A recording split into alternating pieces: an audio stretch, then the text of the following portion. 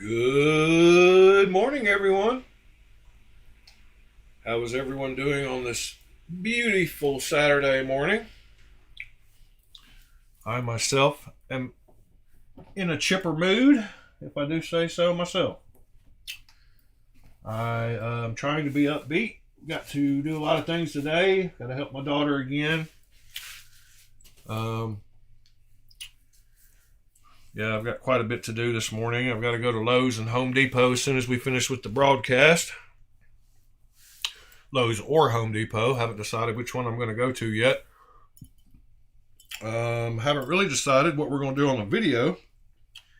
I got a new knife yesterday that I really want to anodize, and I want to do a two-tone on it, and I want to show y'all how to get one prepped and stuff to do a two-tone. Don't know if we'll do that, but could be. We'll see what everybody says and what everybody thinks. Let's see here. Any more housekeeping things going on? Yeah, I did get the new case yesterday. I did get it packed full of clones, some of my nicer ones. I've also got a bunch of bags and knives sorted, so I'm getting the collection wrangled. So that's always good. Let's see. We'll start with talking about what I carried last night. So in my front pocket,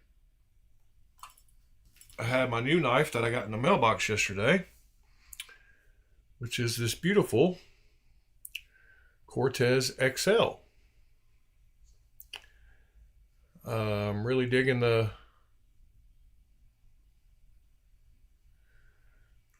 pattern on here. Yeah, splatter ano is super cool too. There's a really good video from a guy that does some ballad songs that shows you how to do a really good job of splatter ano. But yeah, I got the Cortez XL. Love the blade grind on this thing. I like hollow ground blades. Something I've got to get used to is the lock bar relief, because it is in a different position than most knives. But this knife has some super cool features that other knives don't, and we will look at that momentarily. I was thinking about doing a two-tone on this one to where all the grooves down there in the bottom would be a nice gold color, and then all the flats up here would be a nice blue color. So it would be a blue and gold two-tone. I think it would look good on this knife. And I'm really digging this knife so far. One thing I noticed about it is it's more comfortable to just hold with 4 fingers here than it is to get up on. Good morning, Dalton. Than it is to get up and use the choil. And I don't know, I think it's the way this hump hits your fingers. I mean, it's not uncomfortable to hold it like that. If you need to choke up on it, you can. But it is just more comfortable just right there. Super cool knife, though. Really like it. And then in my back pocket, I had Dalton, let me make you a moderator since you've been around plenty. All right, now your text will be blue. Your name will be blue like everybody else. In my back pocket, I had my Tucson Integral. Can't remember right offhand what the number of this one is. Maybe the TS 144 or something. Is it on there?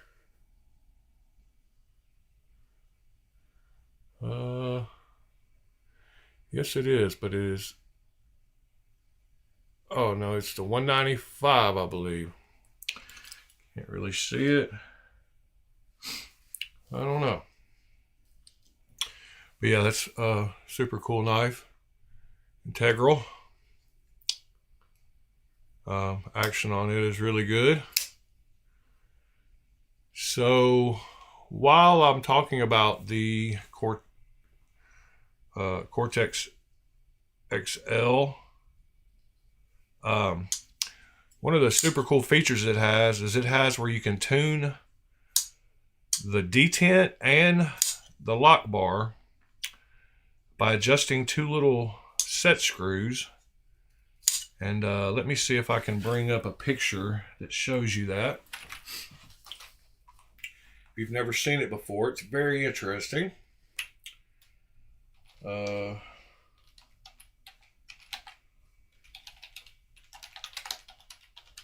right. There was a picture that shows how to do it. There it is.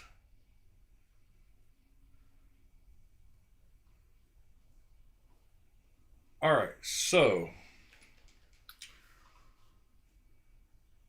let me bring up the page. So on the blade, there are two little, the stop pins, I guess you would call them, on a normal knife, have set screws inside them. And you adjust one for the lock pin and one for the detent pin. Super cool way to tune your knives, and this clone actually came with that feature. Like, they actually did all of that,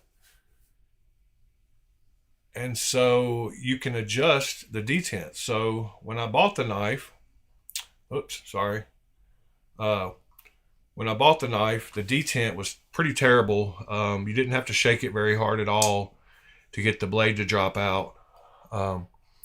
So I adjusted first I didn't know which pin did what because I didn't find that picture yet. So I adjusted one of them and it made the knife where it wouldn't lock out. So what it does, the one with the lock, it changes the orientation of the blade this way so that you can get this lock bar tuned perfect to slide over to where you want it to get lock up. So I had turned it too far, and this bar would not go over and engage the blade. So the knife the blade was basically too far. It was bent this way a little bit. And you can, but you can adjust it and fine tune it to where you get the lock how you want it. And then the detent one, so I fixed that. And then I found the picture and I realized what the detent one did. And so I fixed the detent. So now it's got good detent. You can, like any knife, you can really shake it, and get the blade out. Just about any knife you can do that, but it's fine as far as like detent goes now. You can't get it to break loose, but it's very crispy. Super cool knife. They sold out pretty quick. All right, next, let's see. I wanted to talk about a few things that I made links for, so let me find those links. I believe I put them in the Discord, which I evidently don't have open at the moment. So there's that. All right. We've got the Discord open now. Links, stuff for channel. What did I want to do here? Oh yeah. I thought we would watch a little video first this morning. Cool little video. Let me get Firefox back going. So, yeah, that lockup is super cool though. Being able to adjust the lockup and the detent by turning those little set screws is a super cool feature of this knife. So I thought we would watch a little video of the Mora factory. Pretty much everyone's familiar with Mora knives.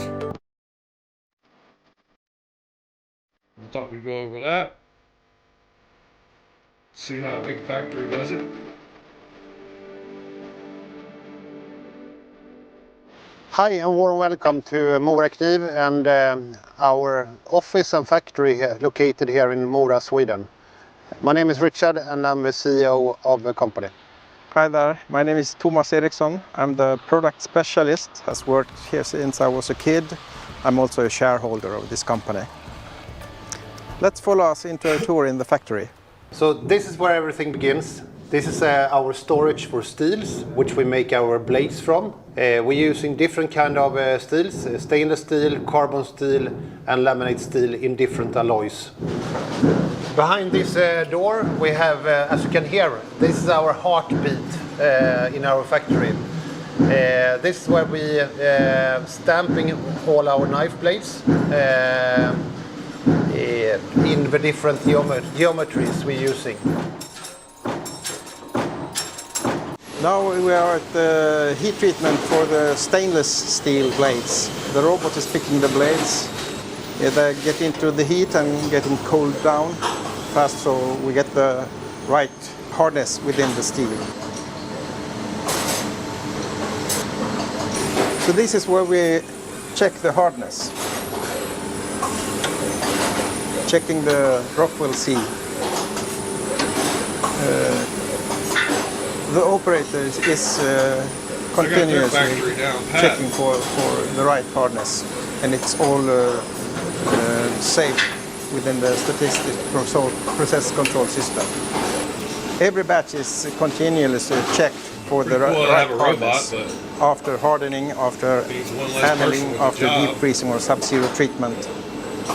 And here we have Bo Wallin, who is been a colleague of us for amazing 45 years, which shows a lot of experience, long expertise, etc.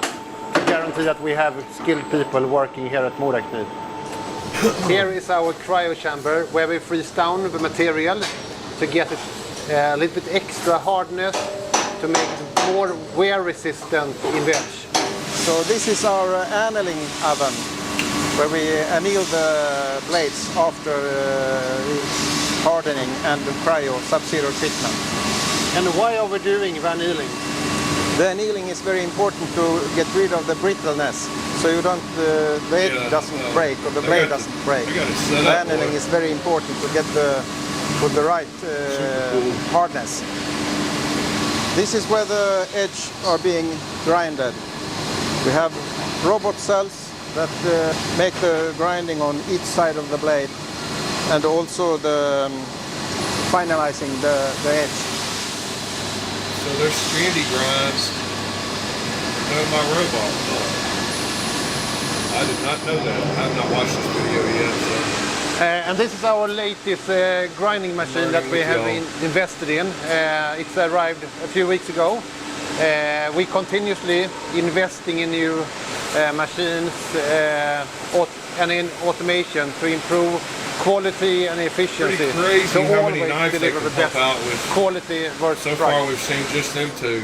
And after grinding, we measure the dimension of a knife, so it's according to a specification. We do that continuously every hour, so we can discover any deviation in the production and can stop and take measures against it. Back in the days, we had a whole row of grinding horses like this. Men were sitting up here grinding, like you see on the picture. This was a very heavy and wet work. So this is the place where I find it very good to have robots today. So after grinding, we are now in the polishing machine. This is our latest automation station for polishing, to get the final finish of a knife blade. Polishing. And also get the fine touch of a sharpness of edge. After this, it's razor sharp and with mirror finish.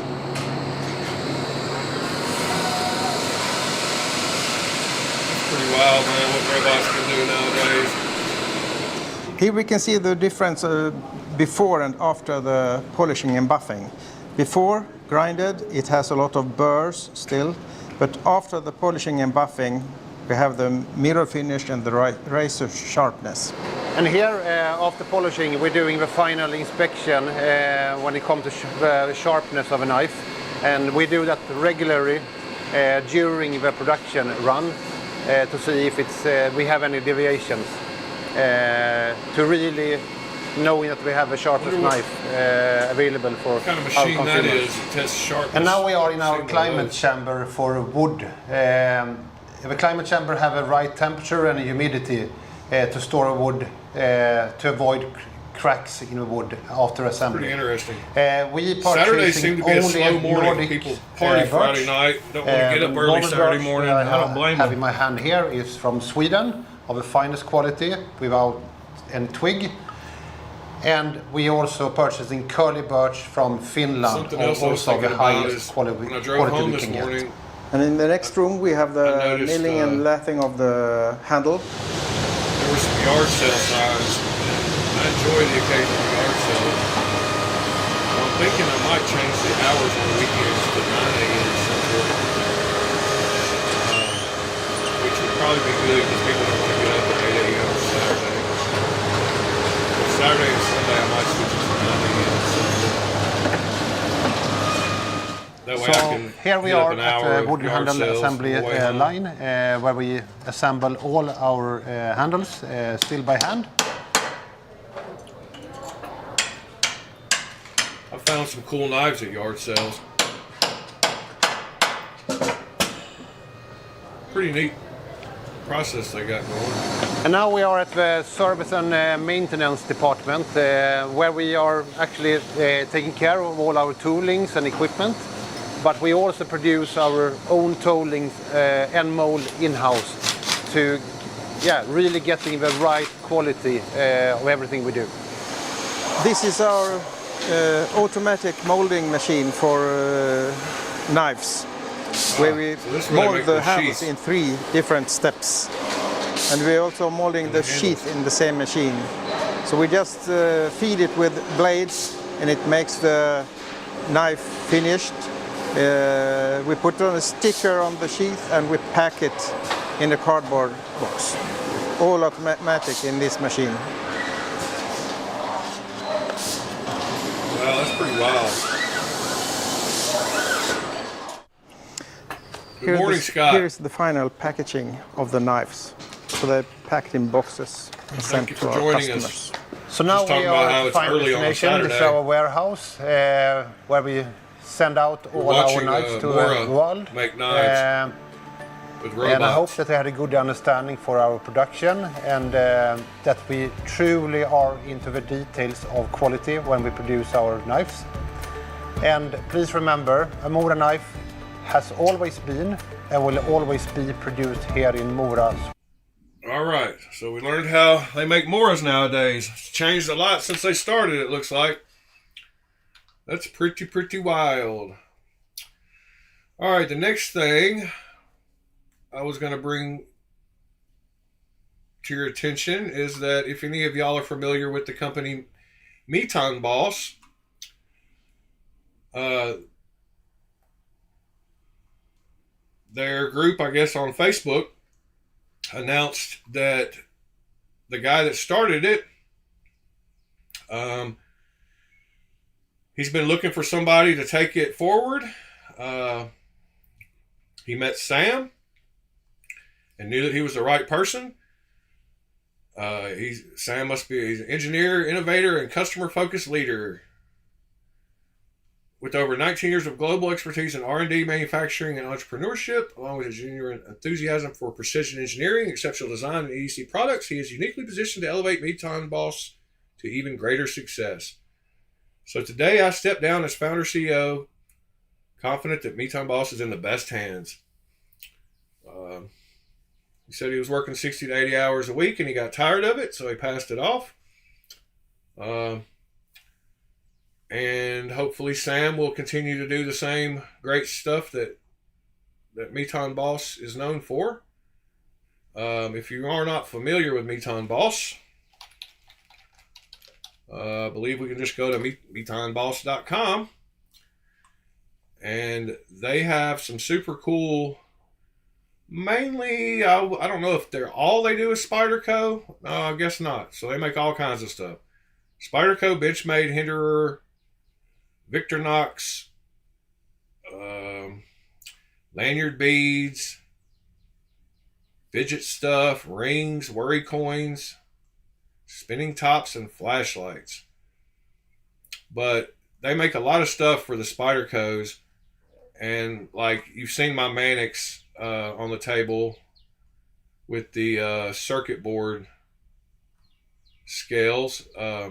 Those are Meton Boss or Meton Boss. I don't know. You can let it all run together, or you can say Meton Boss. I don't actually know where they are, but they have some really cool patterns. They offer most stuff in aluminum or titanium. Whoops. That was the wrong button. Let's see, back to the Mannix, back to page 5 or wherever, page 4, wherever we were. So the ones I've got are those right there. Titanium.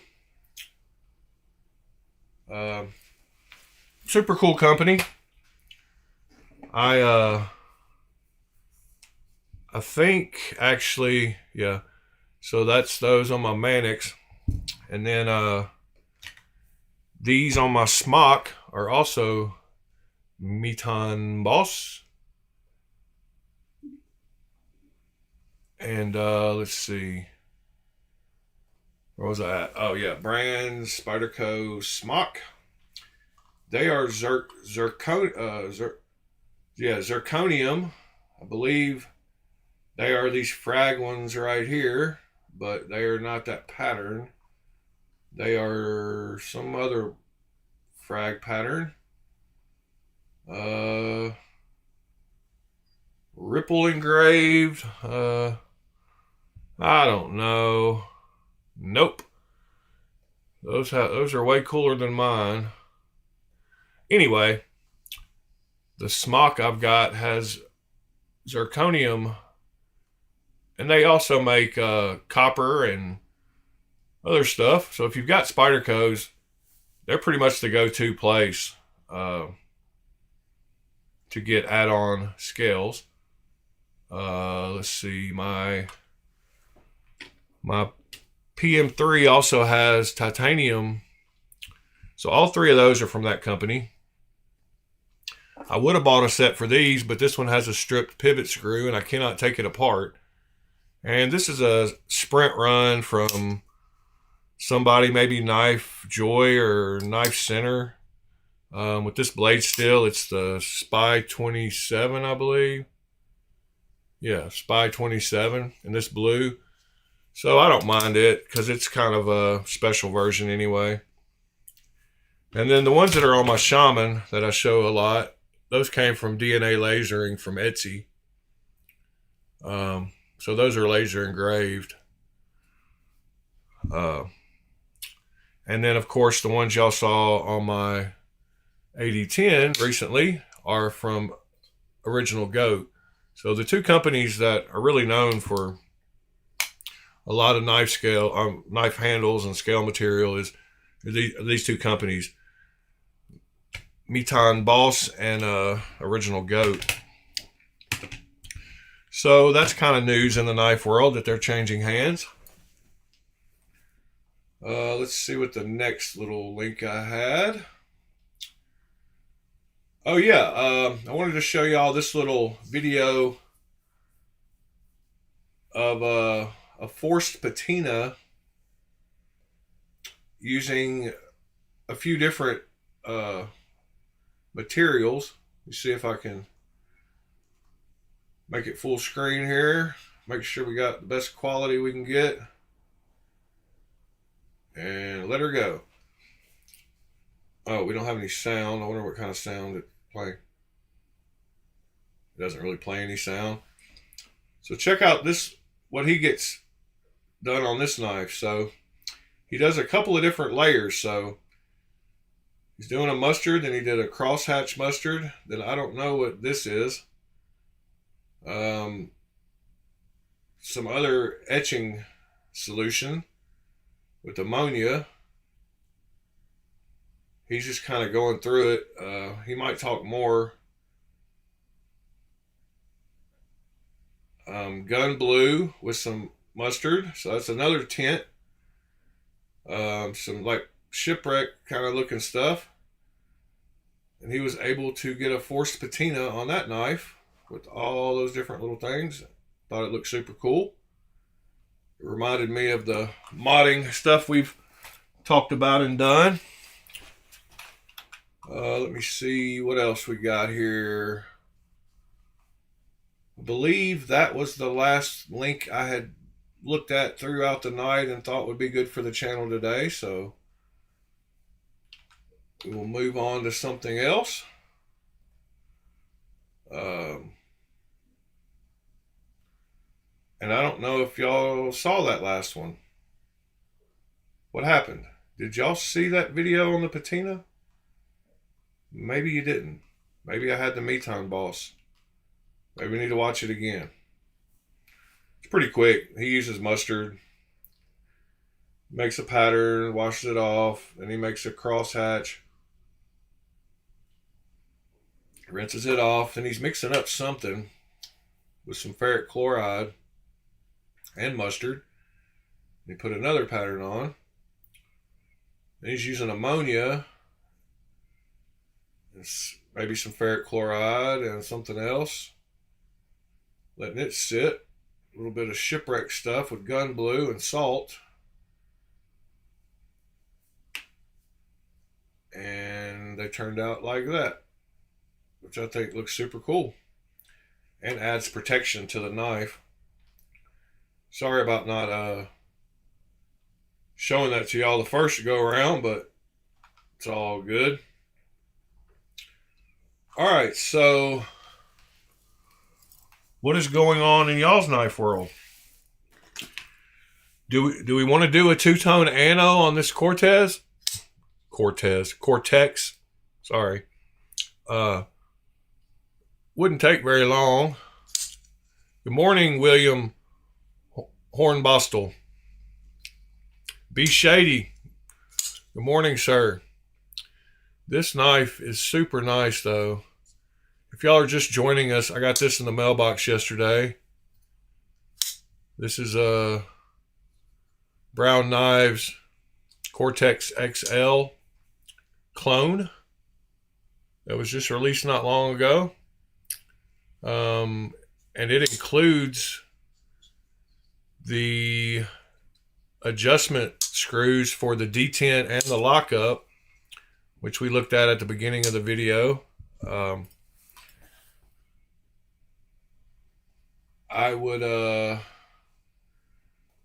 It's super cool how the lockup works.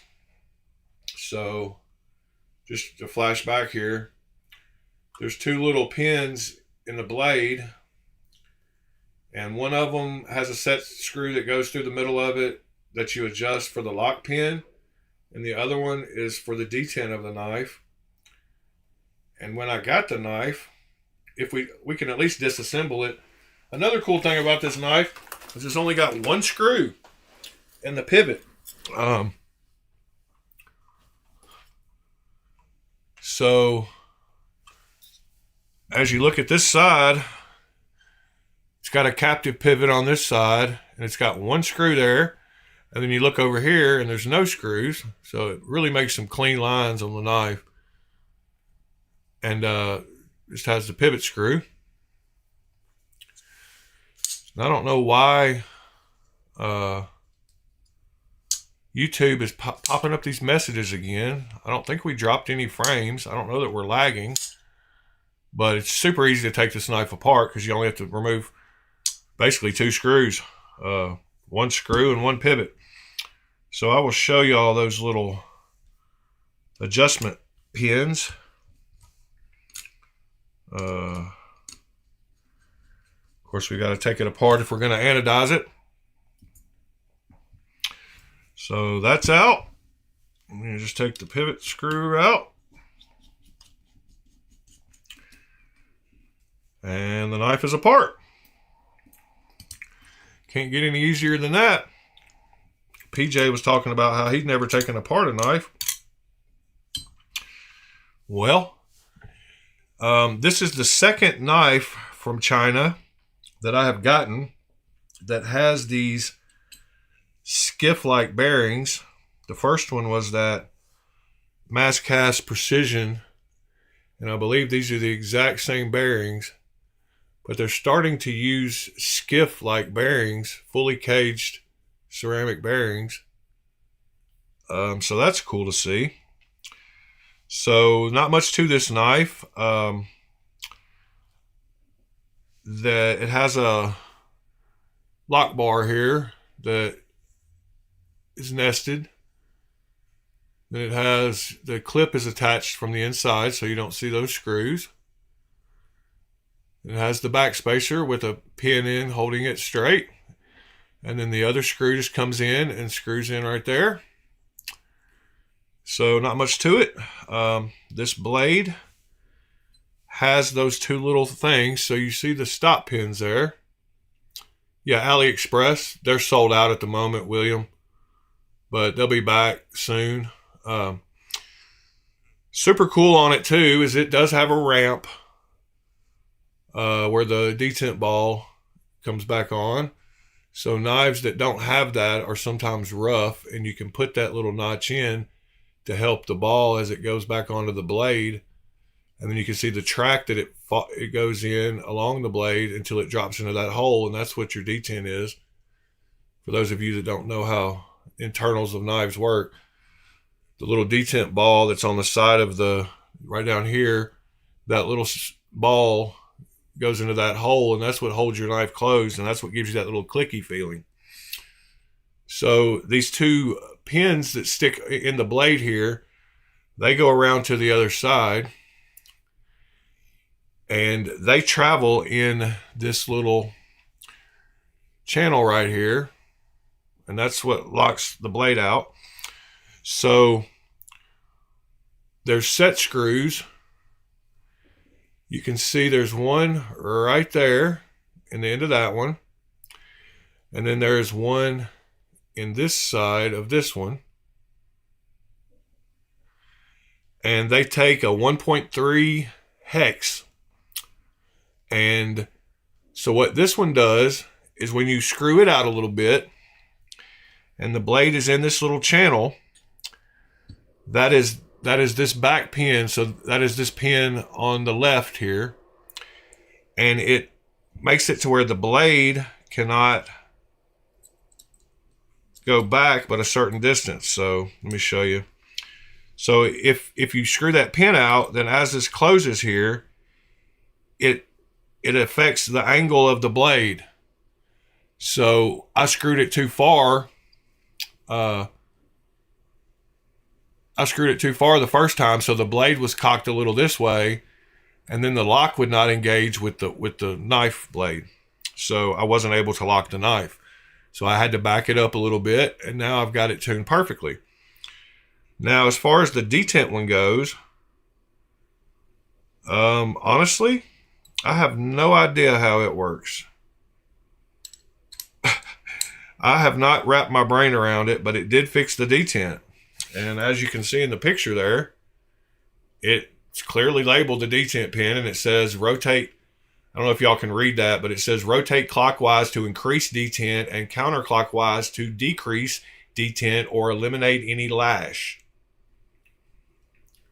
So I don't know how that's screwing through there unless it goes down and comes out the other side.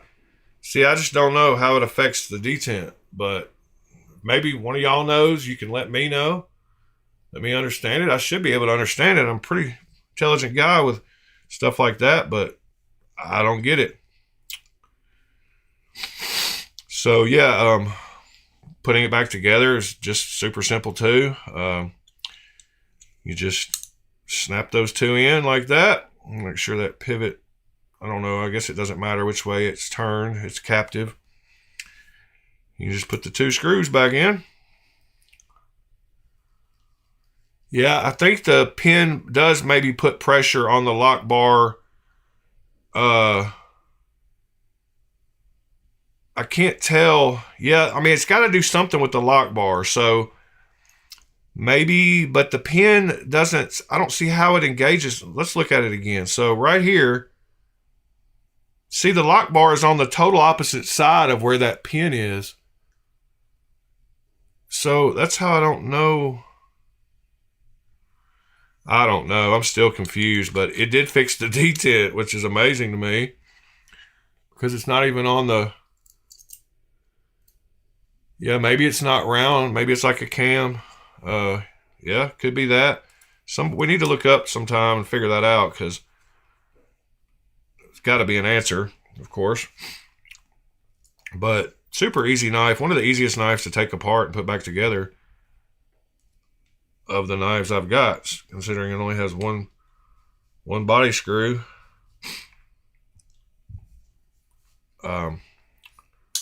But centering is good.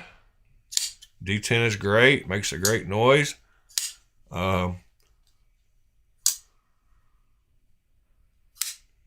Yeah, it might only touch it when it's closed. Yeah, I don't know. Because it's on this other side. It's on the other side away from the lock bar. It's on this whole other side of the blade. So, I don't know, drummer. But like I said, you could shake it real easy before, and now the detent is perfect on it. I don't know if y'all can hear the noise it makes, but it makes a very good noise.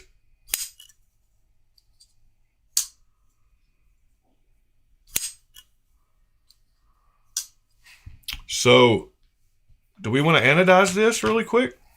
Wouldn't take but a second. All the stuff's laying here. Longest part would be cleaning them real good and letting it sit in multi-etch for about 2 or 3 minutes.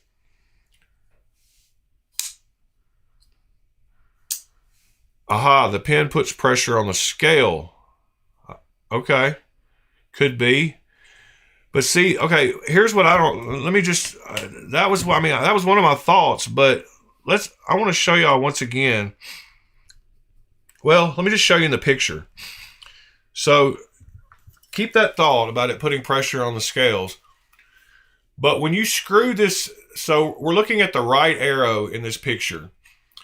And it's got a set screw that goes all the way through the middle of there. Both of them do. And as you screw that screw, I don't see how it coming out the back side of that pin that says detent pin is going to touch anything. Like, I don't see how it's going to push anything. And it doesn't. You can see there's a valley where pin goes in and out. I don't know what that means, Scott. On the scale. Okay. Let's take it apart again. There's a valley where it goes in and out on the scale. Let's check that out again, because I want y'all to see what I'm seeing as far as where that pin is, and I don't know why it coming out the other side of that one that's labeled detent pin there would be it's not interfacing with anything. I don't see how it could be. Because like I said, the lock bar is on so that what I'm saying is right here. Whoops. Sorry, guys. What I'm saying is right here.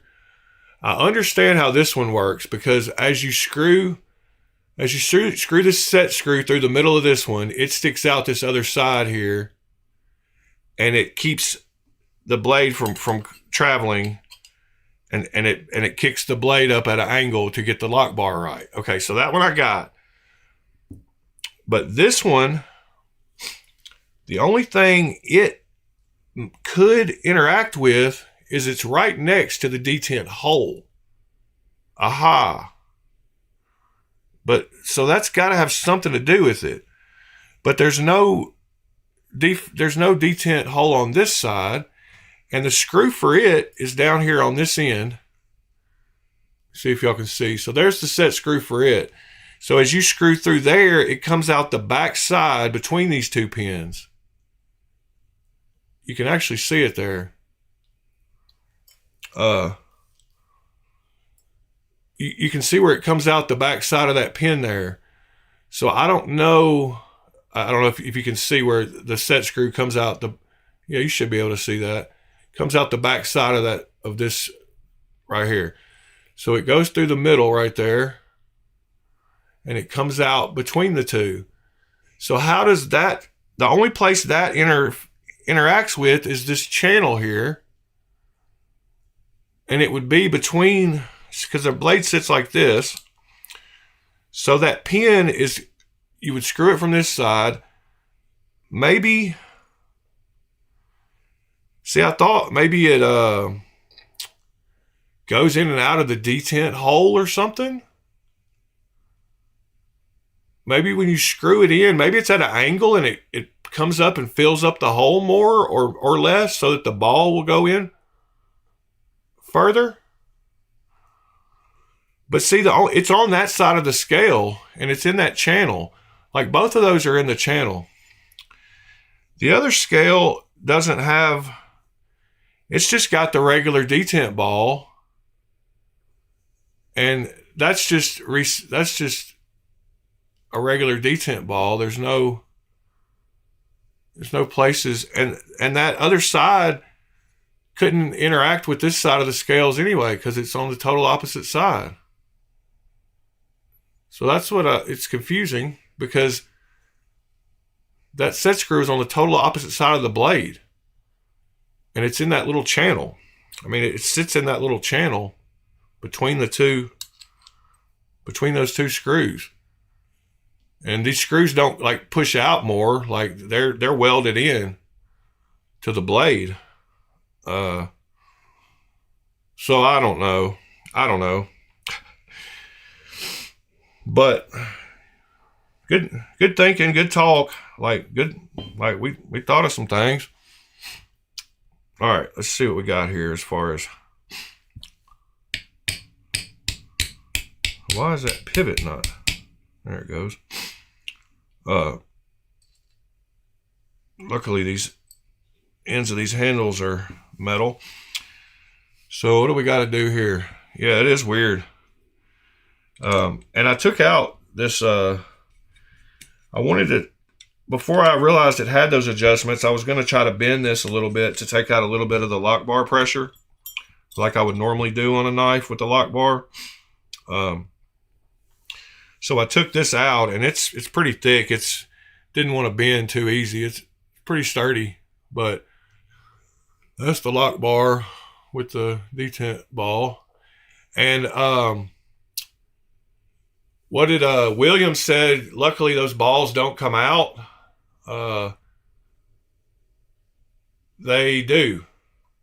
Yeah, William said, thank God those balls don't come out. Well, they do. You can actually push it out. So that's how you can adjust detent on some knives.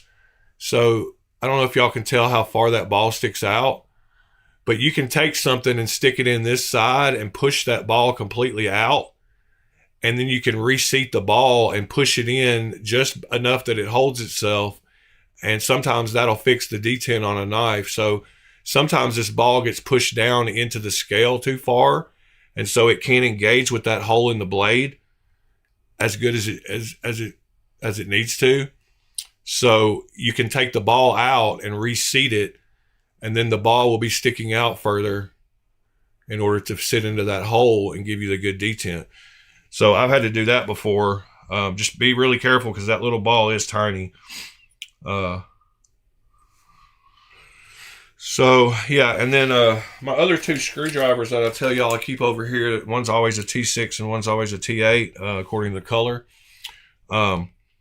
It's my backup set when I gotta have to screw on both sides of the pivot or whatever. These have magnets in them that hold the ends on, so these work really good to test stuff, whether it's magnetic or to get these little washers out of the side of the scales. So there's a couple of washers, on either side. I'm going to put those down, which means the down side goes against the scales.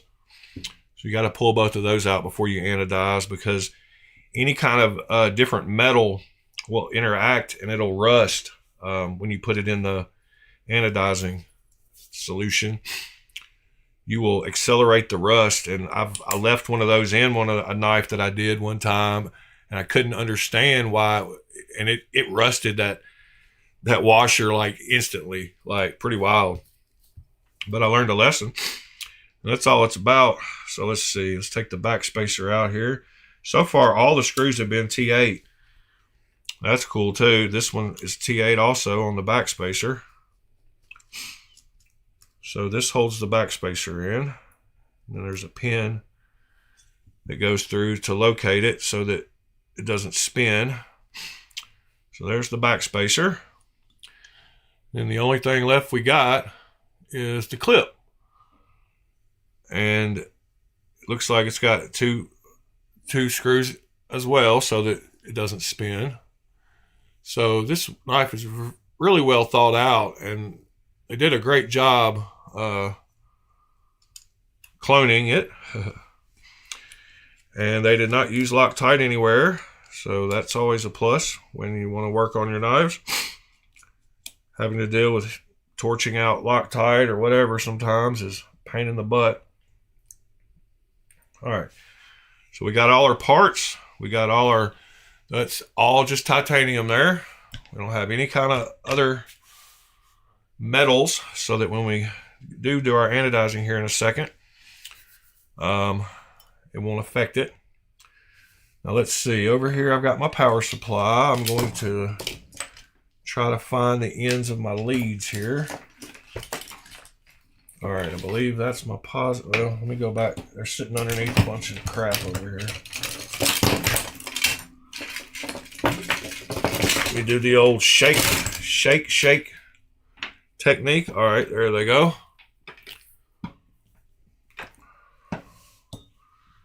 So there's the two wires we need to anodize. The polishing wheel. I put all that stuff back over there. Put my two screwdrivers back over here where they go. All right, got all that. Need to get this file away from knives. Put it over here on this side of the table.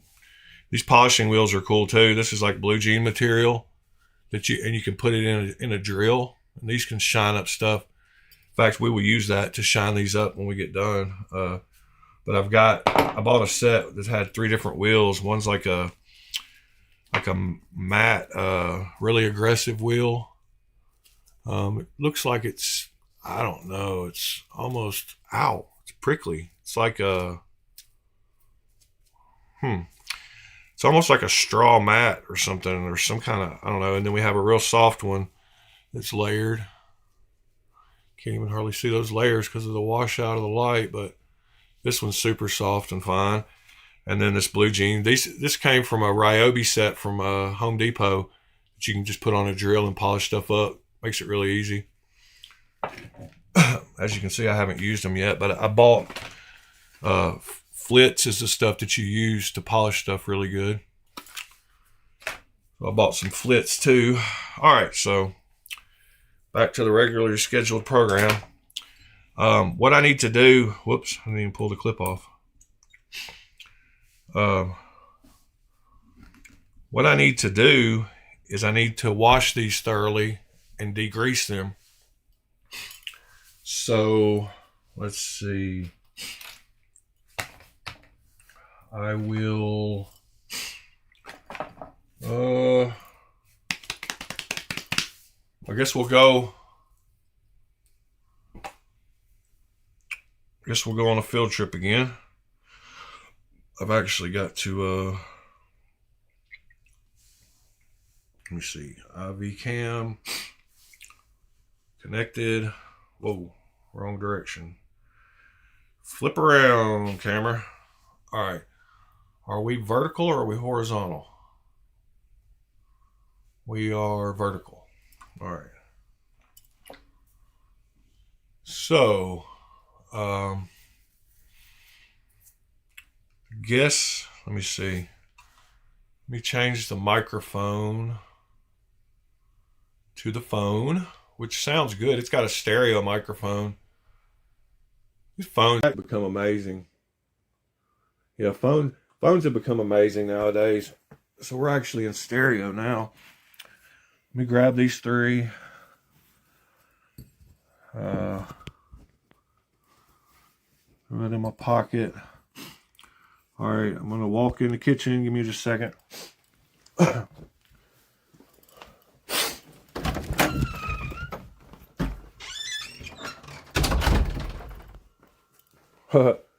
It's crazy. You can see like the light through my finger. My finger is on the camera, but it's showing red. Pretty wild.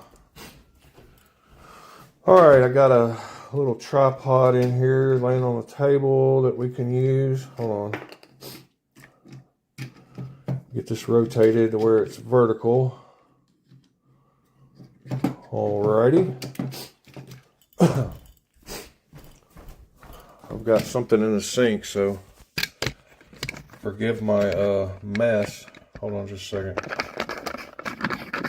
Let me get y'all locked and loaded. Get this other stuff out of the sink for a second. Need to wash a couple cups. Alright, so now we're at the sink. And I'm going to grab the 3 parts we got. Let this water get hot. In fact, that water running doesn't help my bathroom situation, so while it's heating up for a second, y'all give me just a second.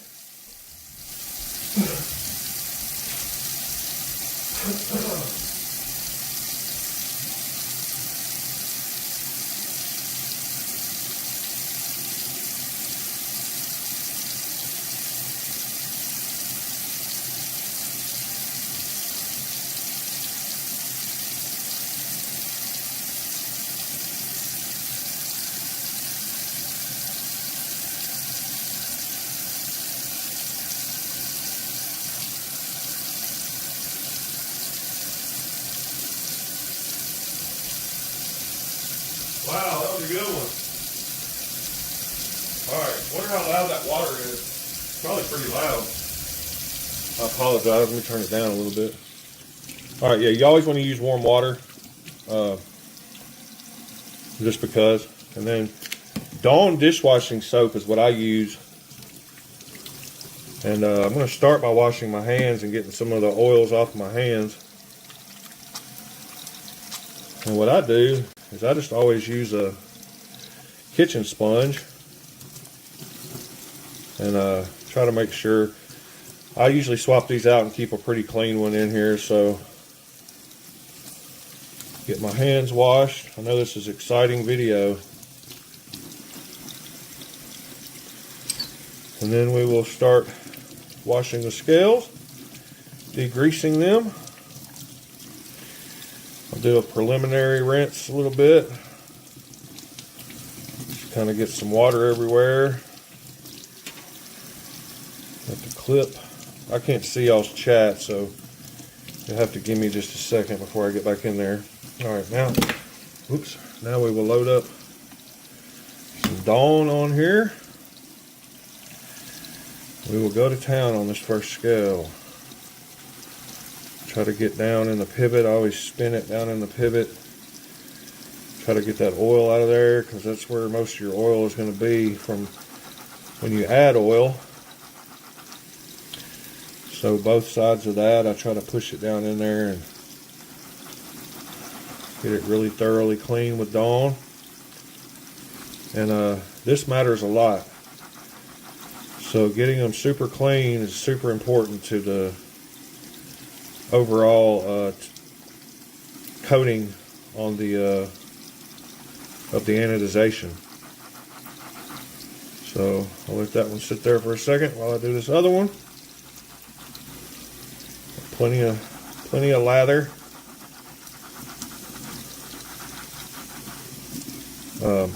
This little nylon thing is not going to scratch anything. At least not titanium. Maybe some lesser metals. No, I don't think there's hardly any kind of metal this would actually leave a mark on.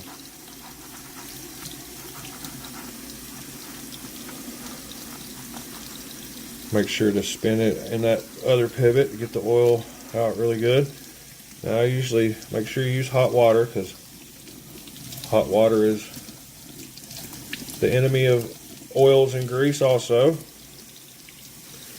And I will what I usually do is I do a couple of washes and rinses.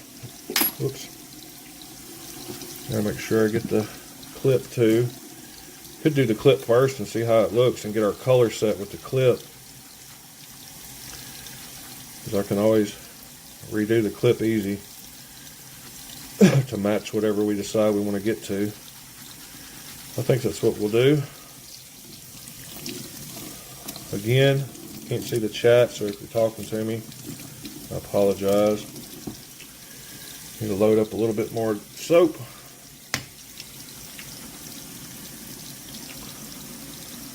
And your hands, at this point, with all this Dawn in here, you would think I wouldn't be giving off much grease, but I make sure to hold them by the edge when I do my final rinse and my final wash. I try to limit the surface you're touching, even with all this soap and everything. I'm actually going to put them on the ends here of this clip and give it a good thorough rinse. Grab a paper towel. I'm going to lay it on a paper towel after I finish rinsing it. So there's the clip on a paper towel. We'll do one more once over of these. Like I said, this is an important step. Alright, then I'm going to try to not touch it much as I'm rinsing it, so I'll grab this one on the ends too. I usually grab it on the sides, but in fact I probably need to make sure I got the soap off the ends, so I will hold it on the sides after I get it rinsed a little bit. Turn a little bit more stream. Alright, we'll lay it down on this paper towel. We'll do the last one and we'll be ready to go.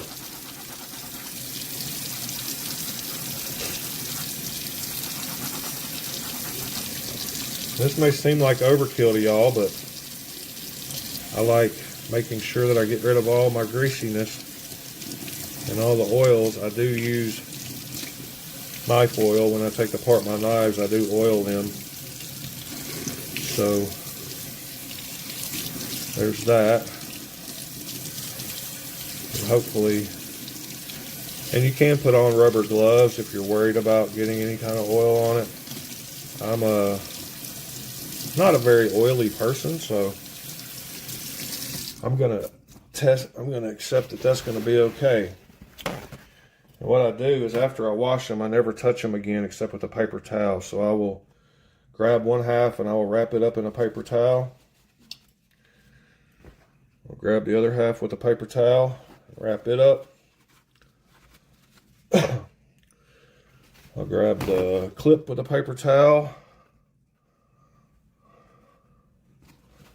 And I will wrap it up. And then we're good to go back to our workstation. Let me get y'all out of the tripod. Hold on. Alright, we're good to go.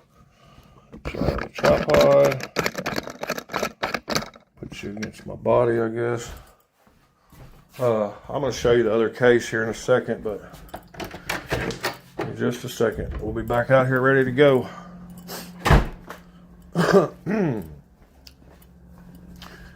And I can actually see if anybody else has joined or everybody left or if anybody said anything. Suggestions, rubber gloves. All right, we're back out here. Throw those on the table. And turn the phone off. I'm guessing the microphone is still working. Whoa, loud. Let me switch the mic back to our main one. Alrighty, we're back on the main mic. I closed my phone camera. We got our 3 paper towels here. Would Vaseline, I'm guessing you say, block the dye to make a pattern around the holes? Not sure about that, sir. Now we got to find a piece of titanium wire. I've got a whole thing of it there, but I've got a piece over here that I usually use. Here, make sure it's not a bread tie this time. I can't believe I did that last time. All right, here's the one I wanted. This one has been used quite a bit. As you can see, the colors on it. Hold on. I got one more over here. Well, that's a big piece. I don't need that one. All right, let me put that back. All right. Now we got a... Good morning, Nick. Good morning, Sever 7. Now we're going to grab our multi-etch, which is in this one. And we are going to make sure that's the multi-etch, and it is. I actually need to grab a Sharpie really quick, and I don't know where my stupid Sharpies are. Of course, I find them all the time when I don't need them. When I need one, can't find it. There it is. I've got two of these out here, and one of them has Wink in it, and the other one has multi-etch in it. All right. We're not using RIT dye. I don't know what RIT dye you're talking about, William. We're not dyeing the Vaseline. I mean, we're not dyeing the Vaseline. We're not dyeing the titanium. We're anodizing it with electricity. Now, I've got my anodized bath here. But what I don't have are my cups with my baking soda water to neutralize and to stop the, to rinse. I need one with, give me just a second. I'm going to fix up some plastic cups real quick with water in them. I'll be right back.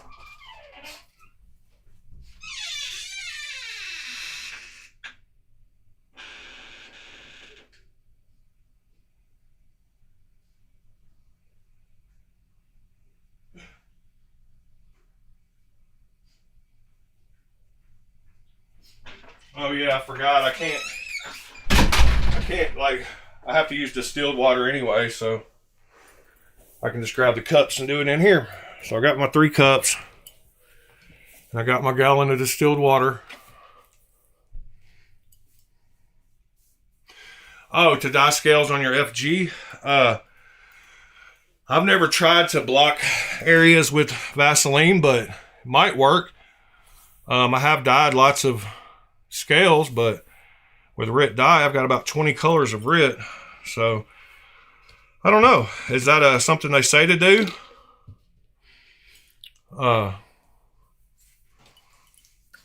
Is that what you've read somewhere? Because if so, I would trust it. Or is that something you thought up? So there's one of my cups of water.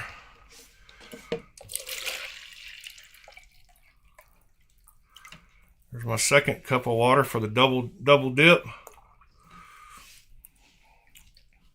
And then I had a black cup that I used for the one with baking soda in it, but I don't guess I really need the baking soda one this morning. We're not going to be using Wink. And multi-etch is very non-aggressive, so something I do need is my alcohol, which it's right here. All right, we're almost ready to go. So I need to get these scales in the multi-etch for like 2 or 3 minutes. Now, etching is a super important process, and you can either use Wink, which is a Wink rust stain remover. You can buy it anywhere at any hardware store, or you can order some super expensive multi-etch, but this is what Wink looks like. It just says it's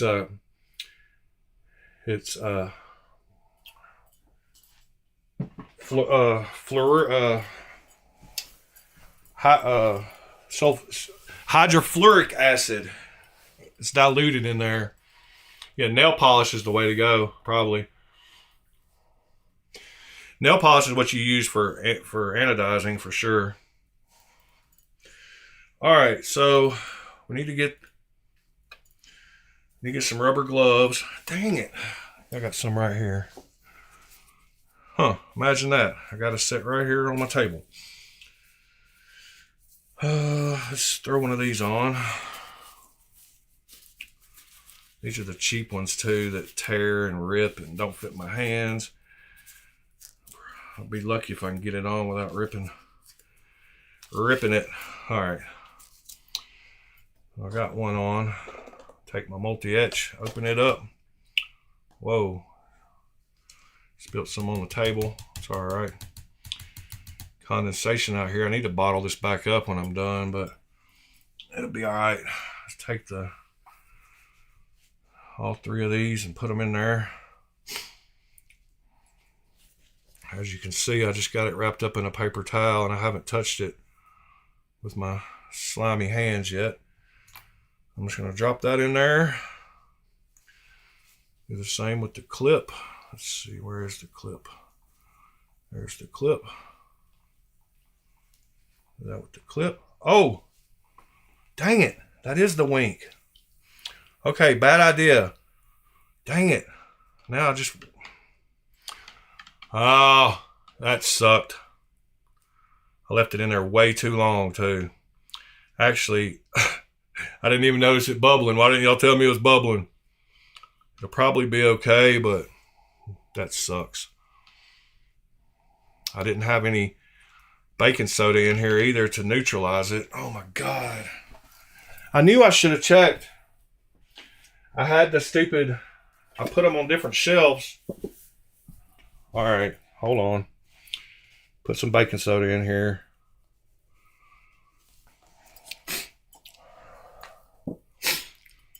I'm going to wink the other side too, and then we'll multi-etch it. You can do both. But I'm not going to let this one bubble for nearly as long. You count to 3 after you see it start bubbling. 1, 1,000, 2, 1,000, 3, 1,000. And you go right into the baking soda water, and that will neutralize and stop the reaction. And you can just drop it in the other water. All right. I'm going to do the clip too, so they'll all be equal. 1, 1,000, 2, 1,000, 3, 1,000, and the baking soda water. Just stop the wink and then drop it in the other water. All right, yeah, you can do wink and multi-etch. Wink will get a preliminary fast etch, and then multi-etch will get it to where you can anodize it to the higher voltage colors easier. Now let me get my Sharpie back out and make sure that says it's not multi-etch. Dang it, how did I lose my Sharpie again that fast? It's one of those junk drawers that's got way too much crap in it. Alright. That's a counterfeit. No, that's a permanent marker. Alright, that's not multi-etch. That is wink for sure. Wink. Good day, everybody. Edyards. Everybody's popping in, finally waking up. Good to see y'all. Something that's very good to know is that you can, whenever you are messing around with anodizing and stuff, if you drop something in water, water kind of keeps it from oxidizing. So I don't know if y'all have seen some of those ancient logs that they pull out of the water, but logs like wooden logs can sit underwater for like hundreds of years and they won't rot because they never get oxygen. So the same process counts for stuff like this.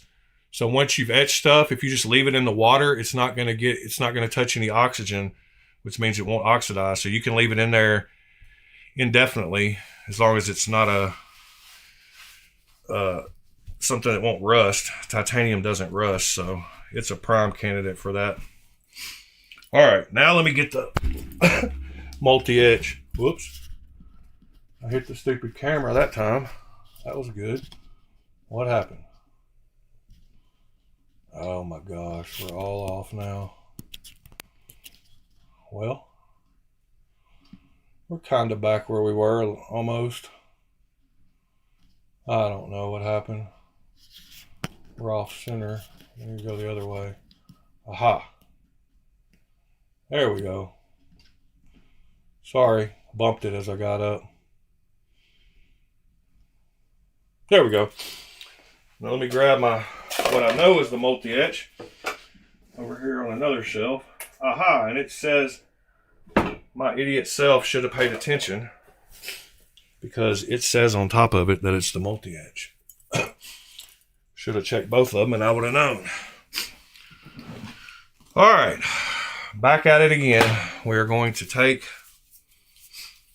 and put those in the multi-etch this time. And this stuff gets crusty, boy. It's got a crusty layer. Wow, what a mess. I haven't had multi-etch long term, storing it long term, so. All right. Almost ready to go.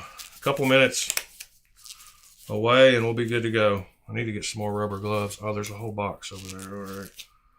It's good enough. I don't need much. All I gotta do is grab them. I don't know how I'm gonna get the clip out though. I have to reach down in there. All right. Now this, I should have known because my multi-etch container is not as easy to get knives out of. I mean, they don't lay across. There we go. And that will not bubble. I'm going to use this to dish out my clip maybe. Let's see if I can grab the clip. Nope, the clip has no way to grab it. That's going to be fun. Aha. My big old hands, if I put my hands down there, water displacement will make it spill like it just did. Hold on. Good grief. What a mess. Chip, you're an idiot. We got crusty multi-etch everywhere.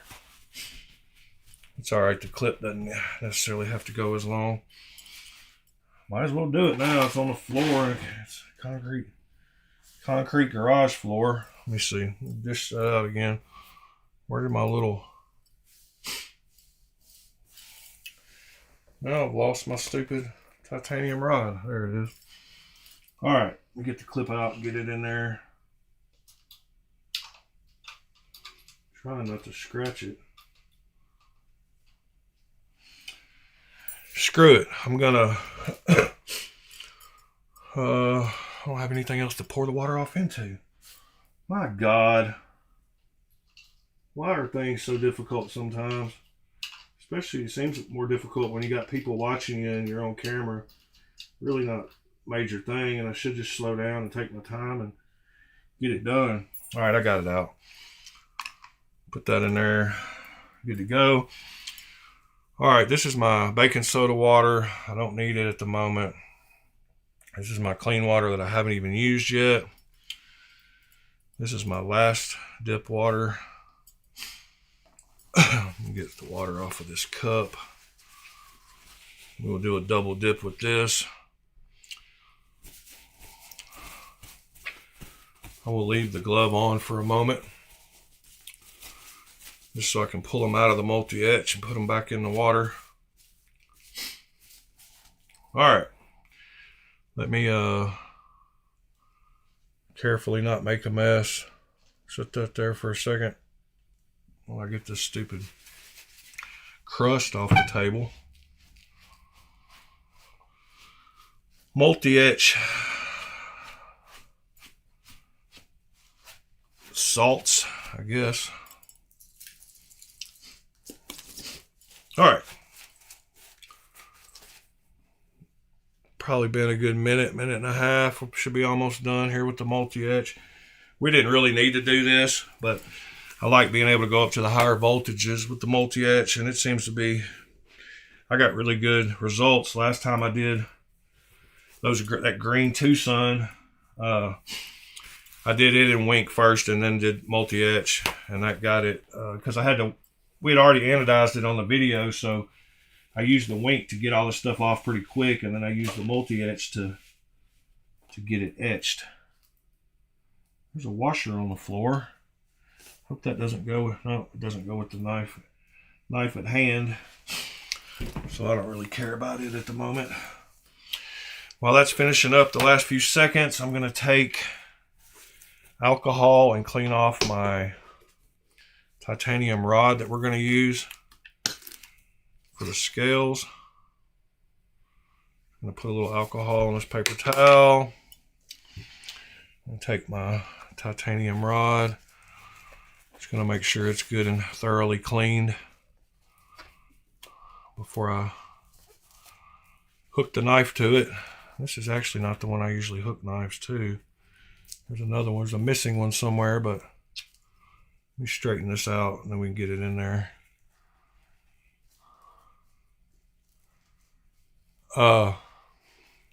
Maple Jake, you can send me a knife and I'll anodize it for you.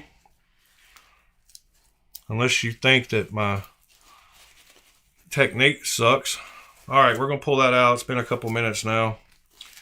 We got this cleaned up with alcohol good. Got us a little hook on it. Good to go. We'll pull these out and drop them in here.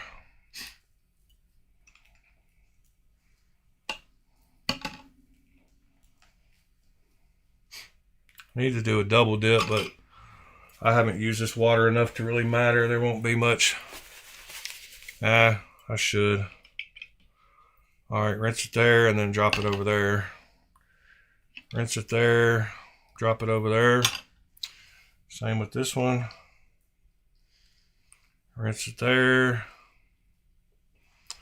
And I'm not going to drop this one because we're about to anodize it. I'm just going to do a double rinse. All right. Now, we're going to take this. We're going to figure out how to attach it to this clip. Y'all can't see me, but I'm just taking and figuring out a way to make this where it holds the clip. Like so. Like that, because that clip has no holes in it. But that should be just fine. Alright, so now I can get that back out of there in just a second when we're ready to go. Alright, get this cup out of the way. Knock off the rest of these salts around this lid of this multi-etch.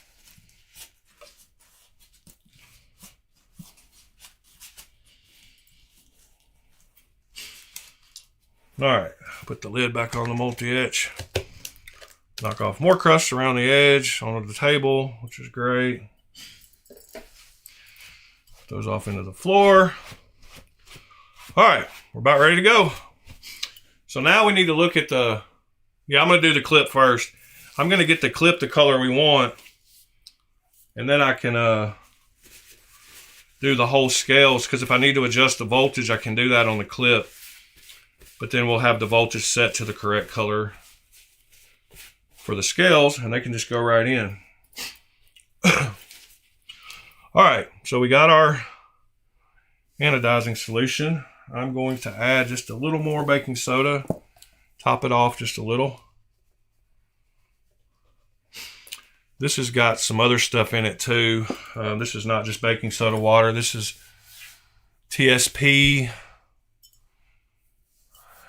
and baking soda and water. All right, this one is the one with baking soda. Get that out of the way.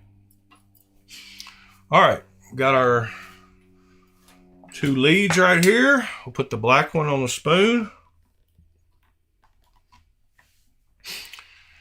And now we need to look at our color chart really quick, because I don't know what colors I want and I don't know where I put that color chart. So let me see if I got it somewhere. I should have it in my downloads folder maybe. Well, it'd be good for y'all to look at too. So we will do it like we normally do. Titanium anodizing chart. And it's this chart right here. So let me explain something really fast. Since we're going to do a two-tone ano on this, and let me go back to the cameras. Whoops. So on the scales, you can't actually see the scales at the moment, but let's pretend these are the scales. So we want the grooves to be one color down in there, which is the lower part. And then we want this upper part to be a different color. So you need to start with your highest voltage color. So what I'm going to do is I'm going to anodize the entire clip and scales, that higher voltage color. Then I'm going to sand the flats. I'm going to show you how to sand the flats. And then we're going to anodize it with a lower voltage color, and it won't affect that higher voltage color. It'll only, the parts that we sanded will get anodized after that. So that being said, we need to pick a high voltage color of gold, and gold luckily comes in two ranges here, from 9 to about 13 volts. There's some gold colors. And then as you go up in the 39s to 50s, you get some golds. And the gold I'm looking for is what looks like on here, that 52 is kind of the gold I'm looking for. But the lighting hits it a little different. So as I'm going out through here, yes, looks like, see how that, these 55 and 56 and 57, the light's not hitting it right. So you can see, I might want it like that 56. What do y'all think is a good gold color? Do you think that 56 looks better or the 53 color? I'm going to do it with a blue. And so my lighter blue color is going to be in this, somewhere in this 22 volt range, 21, 22, 23. So what would go best with that 21, 22, 23? Would 56 or the 53? I think the 53-ish. What do y'all think? 55, 56. You like the brighter, the darker gold kind of like. All right, so that's why I wanted to start with the clip, because you're going to be within, we're not going to get it exactly right the first go, because different people's machines are going to anodize at different rates. So that's why we're going to start with the clip and try to get it where we want it. So it's better to go lower because you can always raise the voltage a little. So I'm going to start at a 52. I'm going to do what William says. And if we need to go higher, then we'll go higher. If we need to, we can't come down, but you can always go up. So I'm going to turn on my power supply over here. I'm going to go back to the camera. I'm going to show you in just a second. So,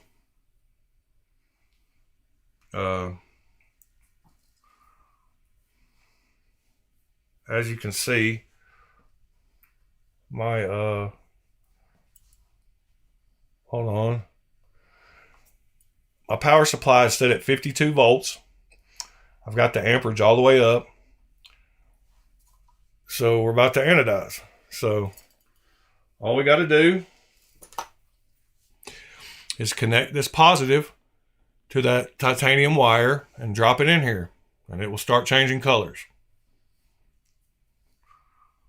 So let's pull the clip out carefully.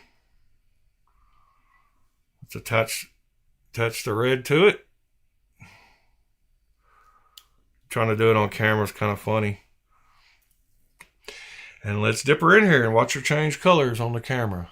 You'll see it go through the blues and the different colors. Can't really see it very well. And I'm watching my wattage over here on my power supply. When it gets down to 0, it's done. It's down to 0.2, down to 0.1, down to 0. So this is done. All right, so this is the color we got. I'll touch the bottom of the clip. That's the color we got initially, which I kind of like, actually. I'm kind of wondering what it looks like on that chart. It looks like some of the lower voltages, like a 48 maybe, so might need to go a little higher. Yeah, I think it's a little lower, so my power supply, whoops. It looks like it's down in like the 48, 49. So that's cool. We will just go up 3 more volts. I'm going to slide this back on here. So I slid that back on there. I'm going to crank it up 3 more volts to 55 volts on my power supply. We're going to drop it back in here.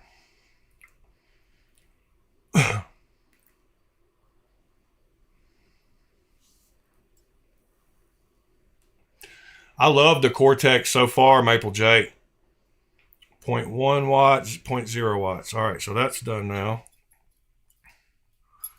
So now we have kind of a richer golden color. I can see it and y'all can't. So I'm gonna say that looks pretty good. Yeah. So that's at 55 volts on my power supply. That looks like a good gold color. So we're going to say that's finished. Lay it to the side. And then we're going to get one of the scales out of the water. I'm going to hook it.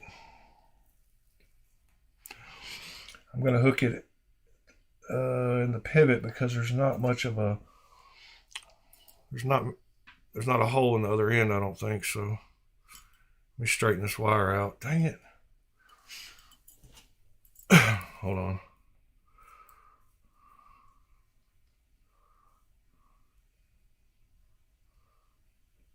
All right. I'm going to hook it in the pivot. We're going to do the show side first. Take it out of there. I've got it hooked and we're going to anodize it. Going straight in. You can see those bubbles coming off the spoon. That means we're getting a reaction. You can see the colors changing. Should be able to watch it go up through the whole little spectrum.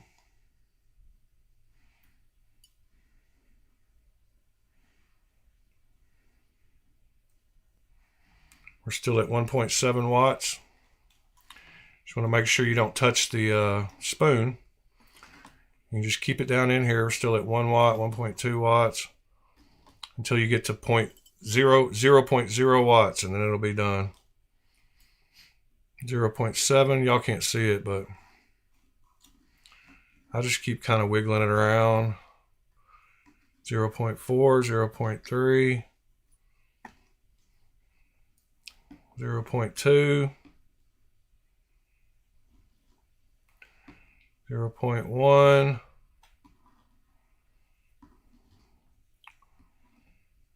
all right, 0. So there it is.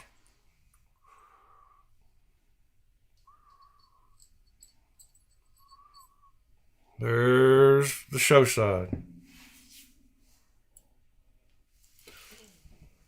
All right. Now we're going to do the last scale. Of course, I don't have the pivot side up. Pivot side's at the bottom, so I'm going to try to use this to hook in the bottom, or hook in somewhere without scratching it. There's only one hole in the side for a screw, so see if I can. Oh, it ain't gonna hurt nothing to touch it just for a second. That ain't gonna hurt nothing. I didn't get no oils on it. All right, got it hooked here. Let's hook this one in it. Take this one out, and we're good to go again. Whoops, I could get that better on camera, I guess. But all right, we're going in with the clip side. There's our blues.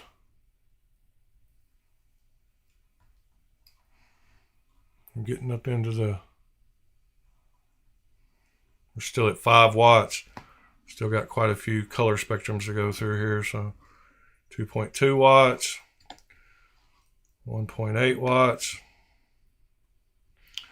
1.7. Let me wrap this around a little bit better. Whoops. 0.9, 0.7,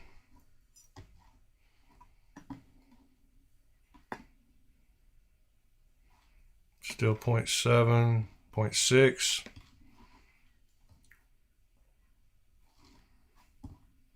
0.3, 0.2, 0.1,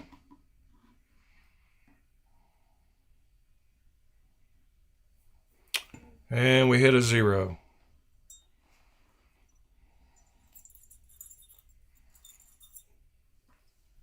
So there we go. We are anodized. Now, I just wanted, now this is not going to be the main color. This is going to be the accent color. And I will show you how we're going to accomplish that now. So, I knocked the lid off in the floor for this. Let me grab it. Hold on.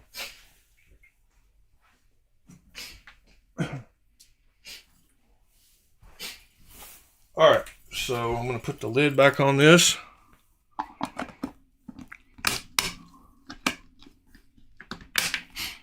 going to set it back to the side because we're done with it for now. Until we do the second color, which is going to be a blue. Clean up our mess a little bit. Now,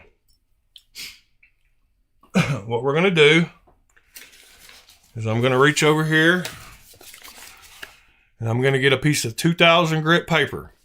Okay? And I'm going to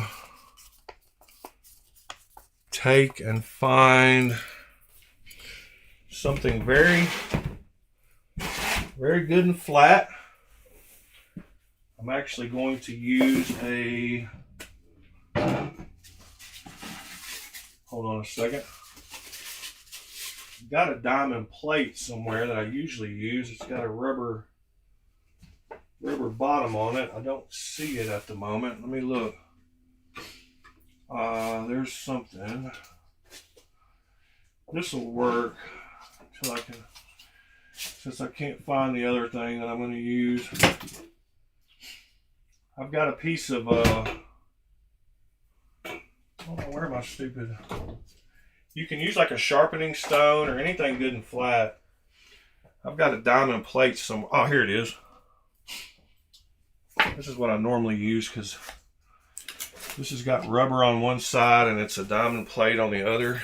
It's pretty good and flat.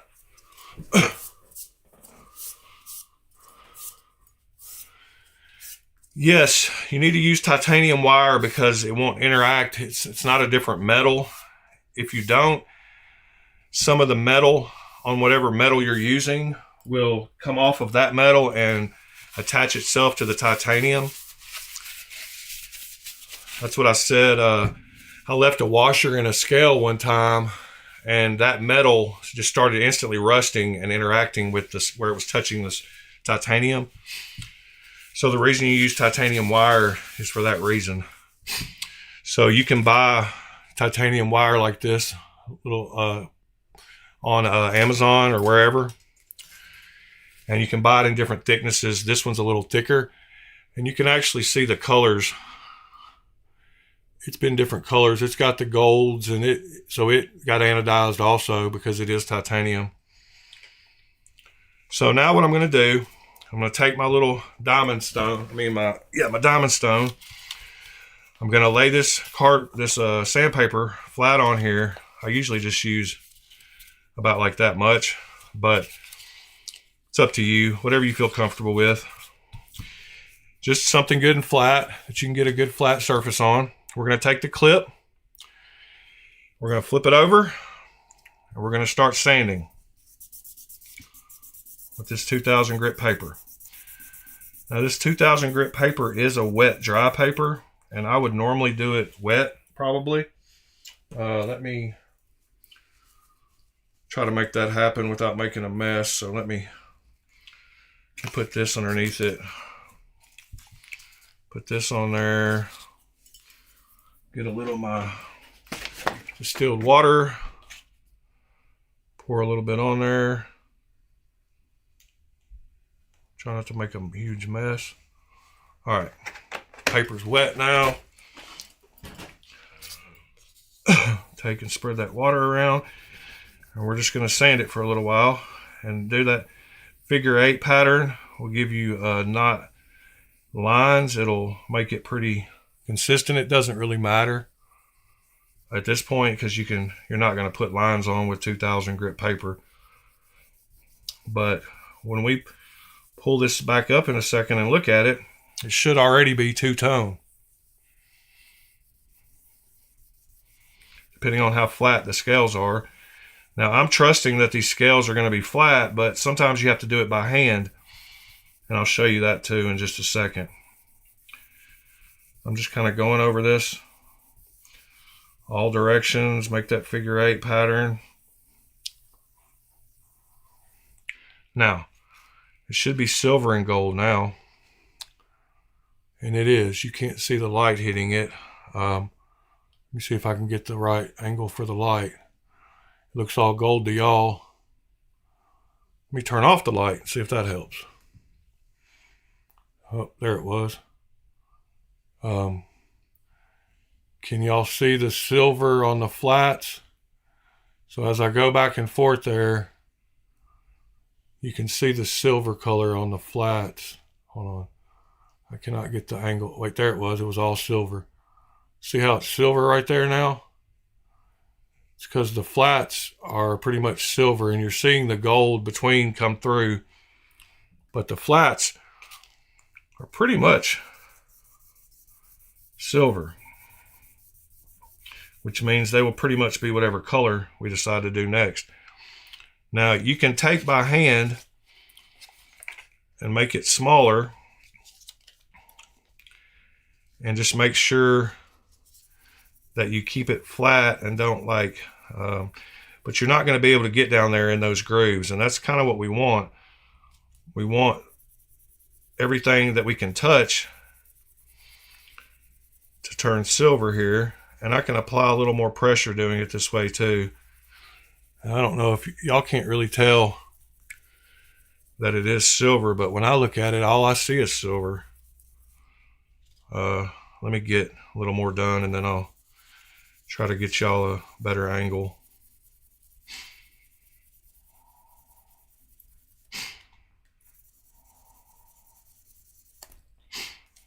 You can go off the end. You're just trying to sand all the flats so that you can do a two-tone. So let's see here. It's looking pretty good on my end. Let me rinse it off in some water. I go do this in the sink normally because it makes it easier. But you should be able to see here in a second that this whole thing is silver.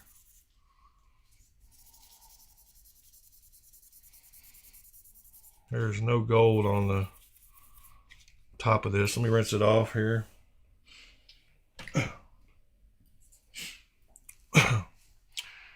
And let me see if I can get the silver to show. I don't know why that light makes it so difficult. But if I hold it Dang it. Why is the silver not? You can tell that the flats are all silver.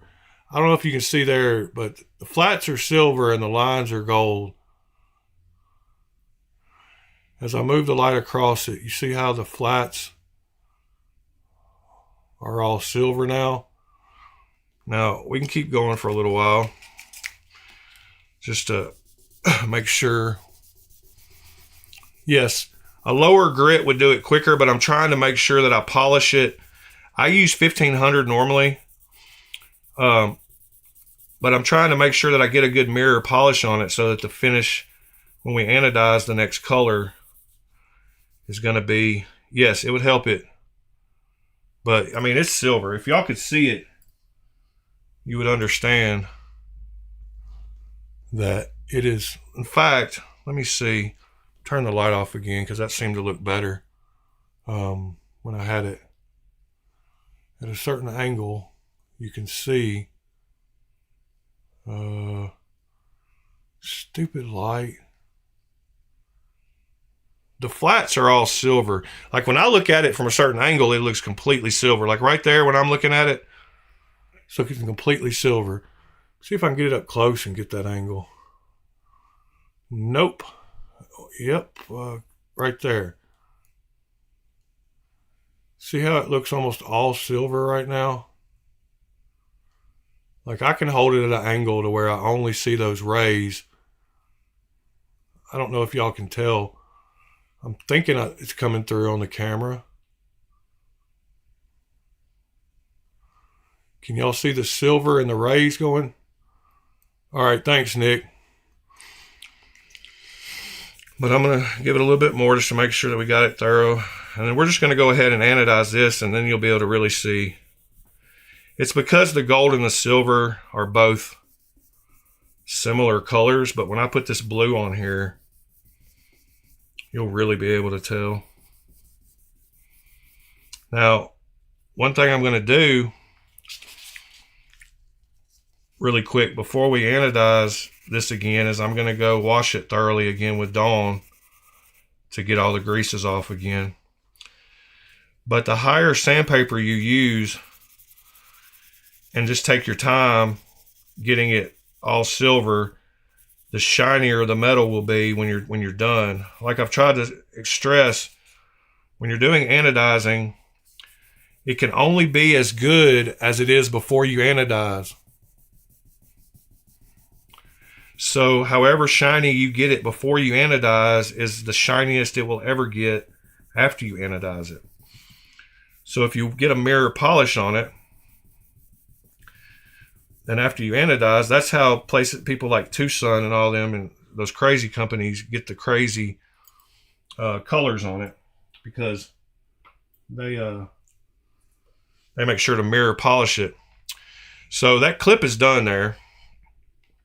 And for today's video, I'm probably not going to finish the knives. I'll show them to you tomorrow, the scales, because I'm going to have to do some sanding. But you'll be able to see the clip, and I can reassemble the knife and have it gold today in the video. And I just don't want to waste the time with y'all. And I wish y'all could see how silver it looks to me at certain angles. Like it looks completely silver to me. I can't get the angles right, but as you go across there, you can kind of tell. It's pretty wild how, I wonder if I hold it at a, yeah, the milling on everything about this knife looks sweet. All right, I'll be right back, guys. I'm gonna go wash this off with Dawn really quick. I took you on a field trip last time, but I'm not going to this time. I'll be able to do this quickly. I'll be right back.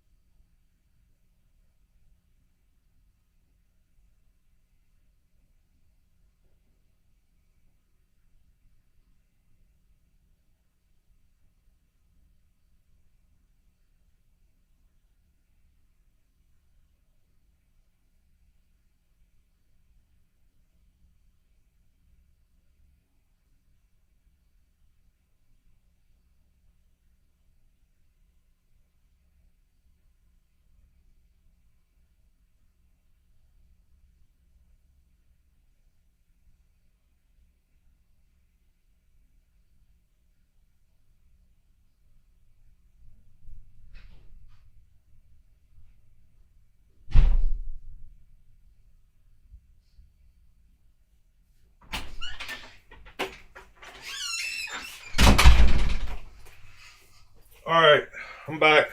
Alright. Now let's do this blue color and get it over with. Well, thank you, William. Alright, get the thing back out here. Let's get our water cup back out of here. Let's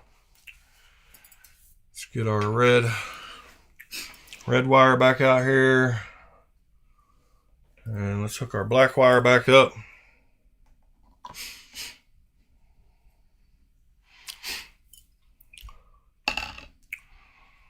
I should have left these in here for the reason titanium doesn't oxidize and we're not doing anything with them. All right, so for my blue, pretty sure I'm going to do around a 22 volt. But because the way the light hits it, I don't want it to get up to those higher blue colors. I want it to be like that 21. Since mine was doing a little low, we'll try the 21 and see if we get purple, and then I'll know that I'm low. So I'll set it to 21. That's what we'll try first. And then I can gauge where my power supply's at compared to his. So I'm going to 21 volts. That's what I'm set at. Let me go back to the camera. Morning, Ron Crow. All right, we're going to take our clip out.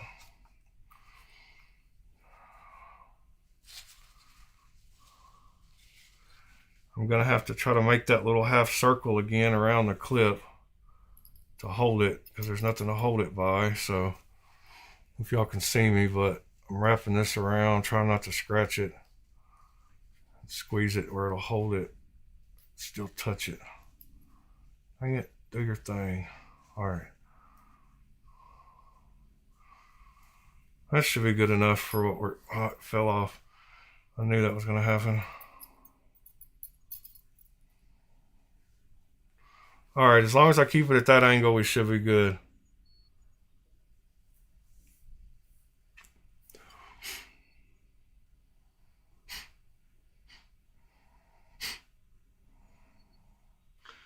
And it did that super quick. Did it do anything? What happened? Do we not have good connection somewhere? Do I have the right wires? Something happened. We didn't get good connection because I didn't see any voltage or bubbles. Let me make sure I got the right wires. Could have the wrong negative hooked up. I don't think I do though. Oh, that's the right one. That's the right one.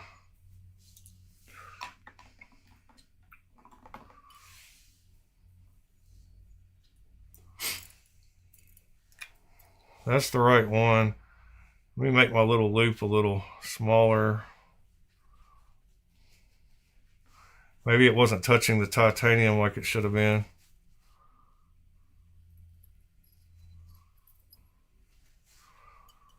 All right, that should work. Why did that not?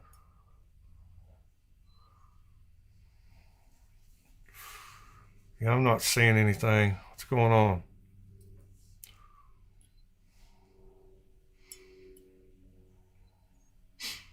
What is up with that? Could be because... Oh, wait. It's purple. Duh. I just couldn't see it because of the light. Wow, it really is purple. Let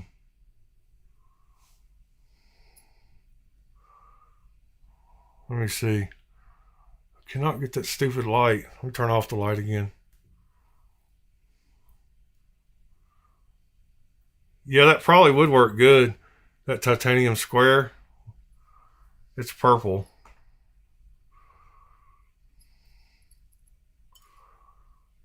On all the flats. So let me go up a few volts. Sorry y'all can't see the light any better.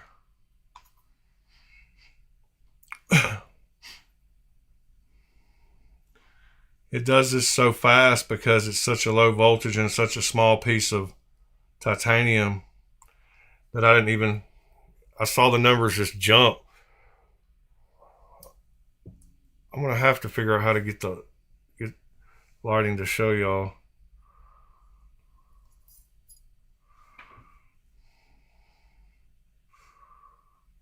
Huh.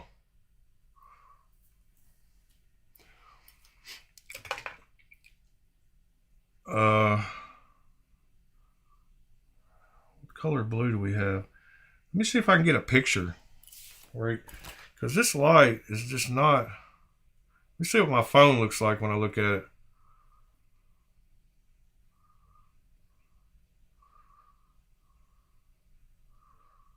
Well,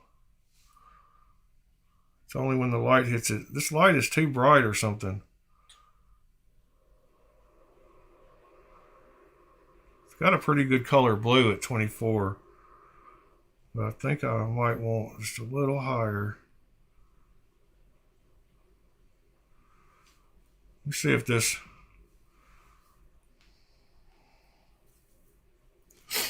The way the light's hitting it, y'all can't see it, but... Dang it. Let me turn off this light again. Yeah, it's all washed out. Why is that light not focusing? Maybe I need to... Huh. Oh, I got it. It didn't focus well either, but... It is blue. I promise. Hold on. Alright. I uploaded it to the Discord. So now y'all be able to see it. Let me get the Discord up. Where's the Discord? I think I closed it again. Hold on.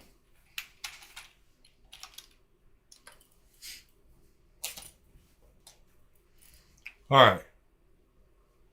Can y'all see the Discord now? I don't know where. Maybe not. Yes?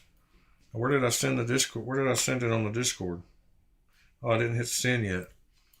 Oh, it says it's too big. My God. What a headache. Wish y'all could believe me. But, I mean, I'm sure y'all do believe me, but wish y'all could see it. Now I got to zoom in the stupid picture because it won't let me upload it unless Discord won't let you upload but certain file sizes. So I had to shrink it down. Whoops, that's the wrong one. Hold on. There we go. All right. Now we can show it to you. So when the light hit, all the flats are like, I still want it a little bit darker blue, I think, or different color blue. But that's what I see when I look at it. I know y'all don't see that. And I totally understand it.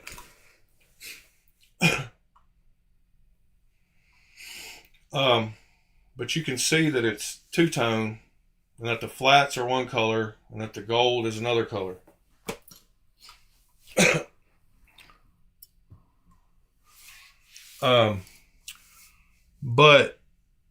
And so just so y'all know, the cool thing about electronic anodization is you can go back to, you can start over at any time you want to.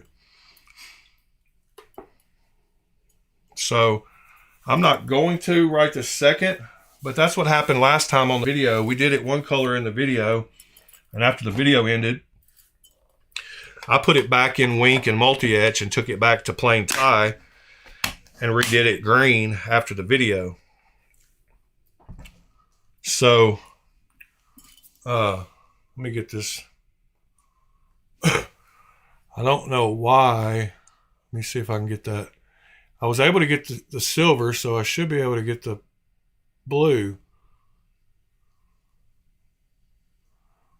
Yeah, I did a green and purple. That's Nick. That's what I did. That Joker Lamia Or let me show y'all that real quick so y'all can see what an example. Just real easy. Joker Edition Lamia. Whoops.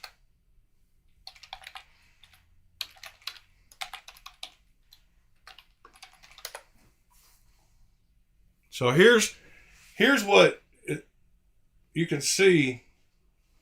There's a green and a purple. So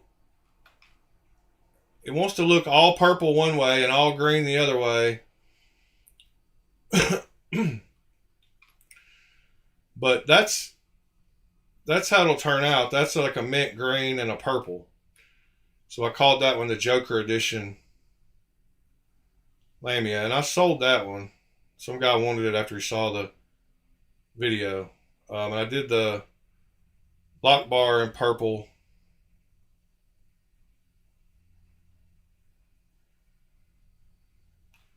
But it's just the way the light hits it. Like, it'll look all green or all purple according to what angle it hits at. Like, it's just it's totally weird. This camera, I don't know, like here, like watch when I turn it one way, you'll see it turn all purple. Yeah, you can see the purple running all down it. There you go. And then let me try to pause. I was trying to pause it on that purple. Like right there. You see how the whole top looks purple now. But then when I turn it this direction, the whole thing looks green. So purple, green, according to which way the light hits it. So that's a good example of why you can't see it when I try to show it to y'all on camera. But now when I look at it, I see the blue, especially down here on this corner. Oh, dang it. Let me get the blue to, I don't know what angle. I think it worked better when I had the light off. Ah, there it was. Wait, hold on. I had the blue for a second.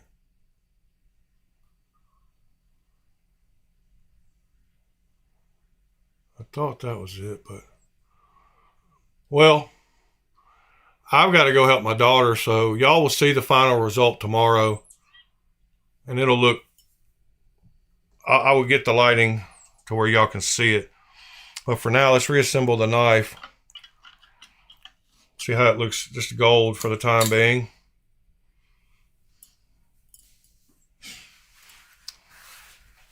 Of course, it's not going to look bad.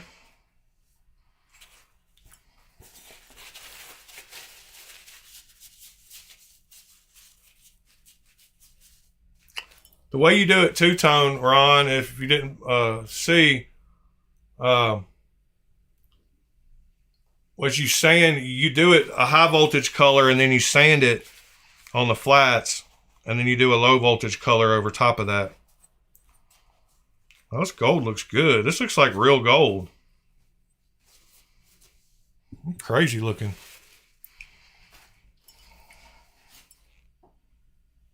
Whoops. Already got the other one out. It's a bright color. I don't know why that blue's not showing. Lag? Well, I think you're just behind, Dalton.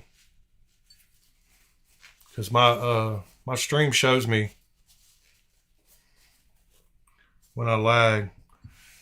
And when it's wet, it looks a different color too. It's like a bar of gold.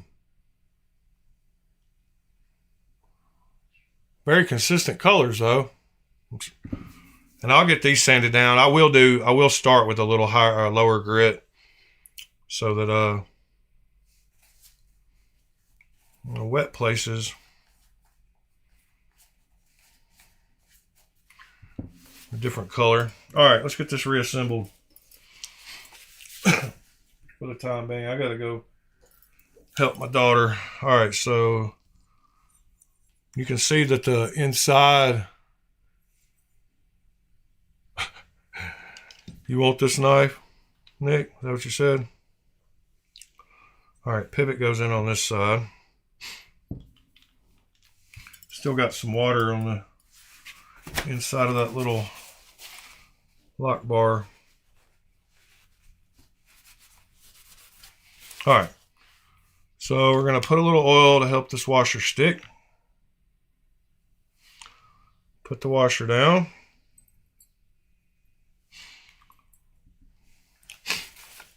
We're going to put the pivot through. Oh wait, we got to put the clip on first.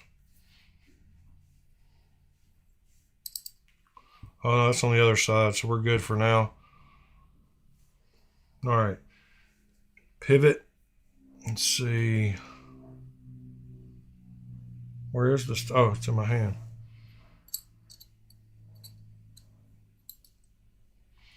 All right, that's on. We got a little bit more oil. Bearing, a little bit of oil. Blade. All right, now that side is done. Now we got to put this on with the two little screws. Where are my stupid screwdrivers? Tools all over the place here. Oh, they're over here. All right. I like how the fact that all these are T8s.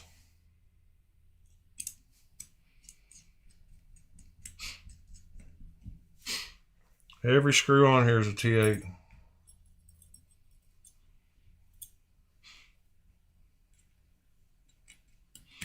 That adjustable detent and lock bar are pretty wild on this knife.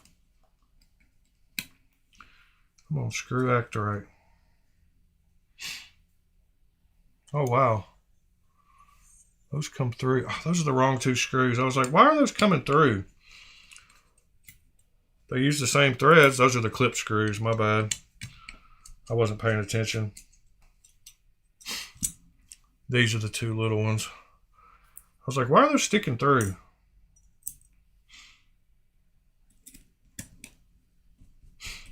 All right, that's better. Can y'all even see me? Yeah, just barely. I can't reach the middle of the table, sorry. I'm just going to have to deal with it. All right, lock bar's in. Let's put the clip on. Oh, there went the blue. You can see the blue. Maybe it's because it was wet. You can see it right there. You can see the flats are a different color. Well, here in a minute you'll be able to see it. That's for sure. All right, these are the two screws for the clip.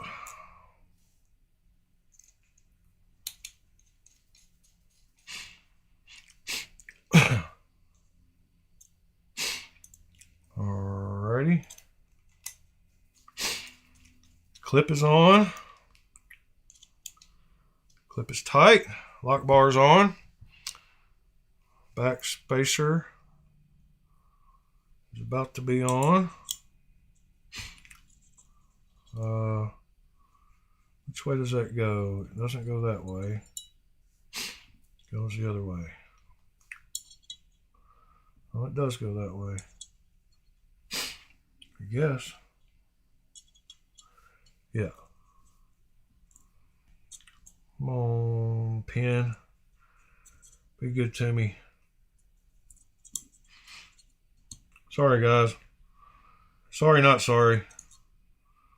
Keep saying sorry, but like I said, when you're on video, stuff just seems to take longer, or whenever it doesn't act right, you seem like it's taking forever. All right, a little more oil. Another bearing. A little more oil. Another washer.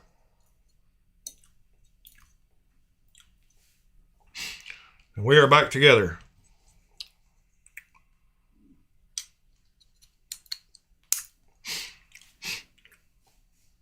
Pivot screw.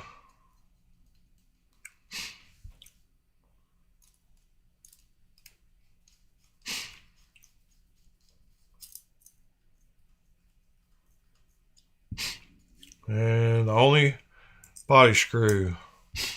You see where my oily fingers just touch the scales, but whoops. Make sure that screw gets started right. Alright guys, we're back together. Centered gold knife. You can't see you can see when the purple hits. The blue hits on that flats. I don't know why the color's not showing through, but it's because it's too bright, but you can tell it's two colors.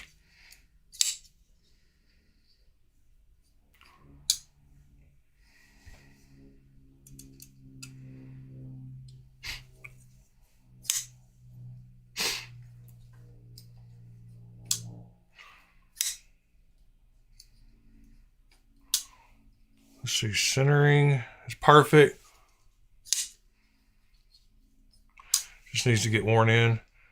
Everything was cleaned and no oil anywhere, so gotta get that oil moved back around. Oh, I didn't oil the detent ramp. That's probably why, partly too.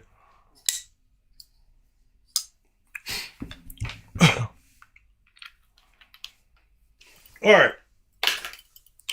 So we got a gold knife now. Man, that is a real gold, huh?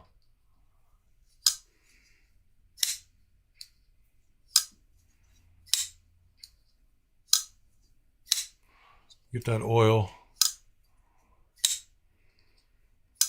There we go. Detent still feels good. It's starting to get worked in now.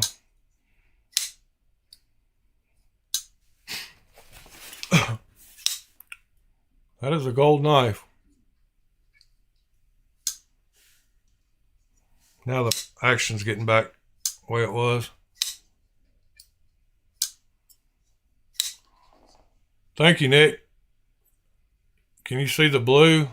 The light's too bright, but y'all can see that the clip has got colors blue. It'll look way better because there's a lot of flats up here. There's not as many on the, yeah, there you go. You can see the whole color. I mean, it's too bright right now, and I got it super shiny. But you can tell it's a different color than gold. I'll put some pictures up on the Discord that show you the bluish color. And who knows? I might just take it. I mean, this is a $100 knife. Might just take it back to plain Jane again. But I did want to show y'all a little bit of the process of how you get the blue. See, I can see the blue, but y'all can't. But I had it there for one angle. Like right there.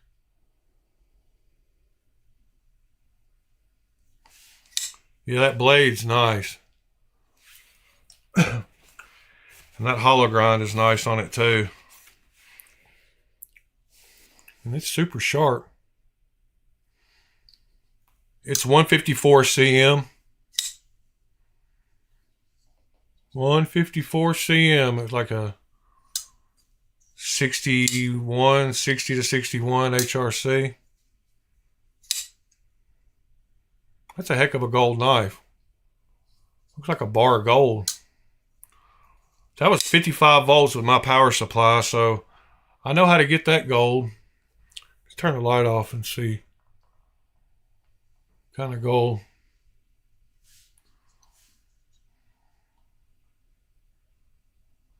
There's the blue. Better. You can see it when the light hits it right there. When I run it back and forth, just barely.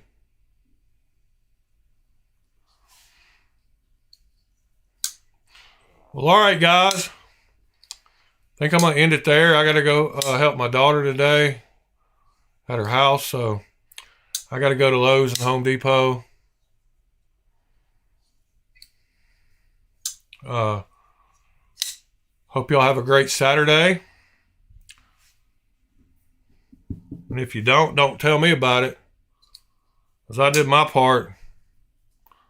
Oh, I guess one more thing before we end the video. Don't leave yet. Y'all know me. I can't ever just end it when I say I'm going to end it. I was going to go through my new... Hold on. Let me get this situated.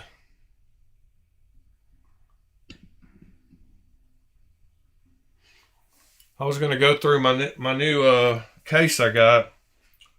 I got that 90 knife case yesterday. And I packed it full. So, put that titanium wire over there. Paper towels. Distilled water. I got stuff spread out all around me over here. Like in a circle. So I got that new heart. Oh my God, I can't even pick it up. I'd like to know how much this thing weighs. I ought to go throw it on a scale. Oh my goodness. Can't even see the whole thing still. Watch me knock the whole thing off. Trying to mess with this. Alright. So this is the new case.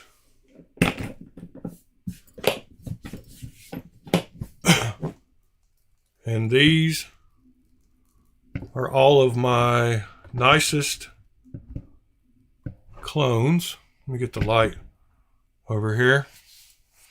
So, I haven't taken the bottom layer out and leveled them all yet. I've just got them in here. So I've only taken out the plugs in the top layer of foam. So I've still got to go through and do all that. But let's go through a few. So across the front here, I've got all my green thorns. So most all of these are Shirogorov knives. This is the Piro. The last one was the F3NS. This is the Lee Kickstop. This is the Bio.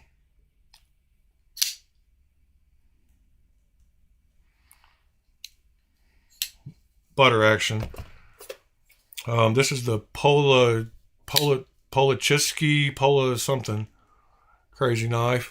Oh my God. I was trying to not let that not happen, but it happened. This is like a Polia something. Let's see. Then we got the Astrum.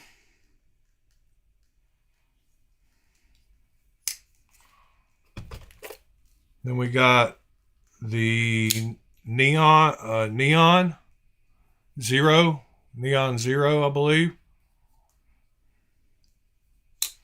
Please don't fall over again, lid. Well, maybe this was the Neon Zero. One of these is a. I don't remember. These are different. I would have to. A couple of these I don't have out very often. This is the Green Thorn Rat. This is a slice, I believe, made the rat. Maybe not. Then we got my factors. This is the aluminum factor. This is the titanium factor with M390. Then I got the Severn.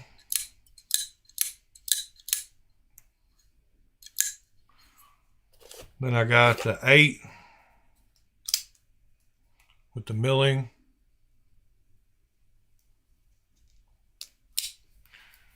Then I got my 2 Mazcast Precision, the Tanto and the drop point. These are the ones that make that noise, little noise. That's the drop point.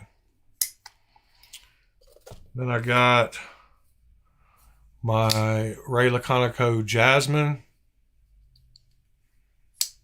my Laconico FJ with M390.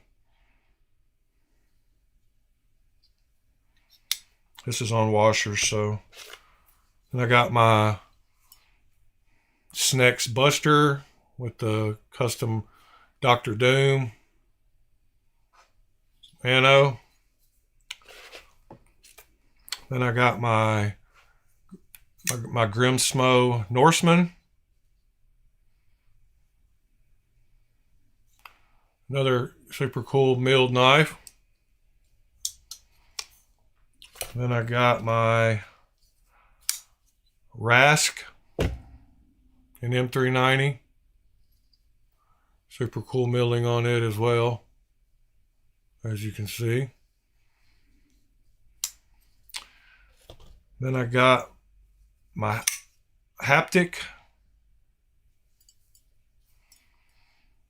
with super cool milling on it as well in M390. Then I got my Shamwari with the big pivot, M390. Then I got my Spectre in a mirror polished blue and silver. Super cool milling on it everywhere. Some fingerprints on the clip. Super cool knife. Then I got another Spectre. This is a SMKE version. The other one was a Hilberg, I believe. Then I got my two Lamias, my plain Jane, and my two-tone blue and silver one. This is the one I did a purple and green one of. Then I got my Marfione Customs mirror polished with Damascus mirror polished blade. There's the camera. You can see it up there. It's hard working angles when stuff's backwards. Got fingerprints on it, of course, too. This is one I still haven't carried. Then I got my McNeese 3.5 with the jigged pattern. I got my McNeese 3.5 in the plain pattern.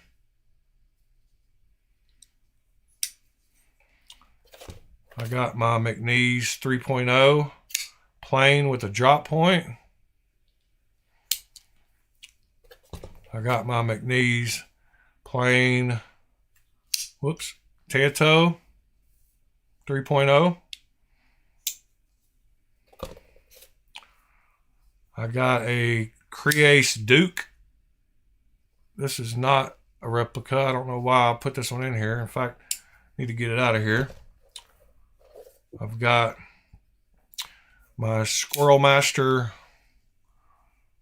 regular size Squirrel Master. I've got my Squirrel Master XL with the mill blade. That's the regular XL. And then I believe this is the newer version with the curved blade that he came out with, the little pirate blade. Then we got an M390 Arius.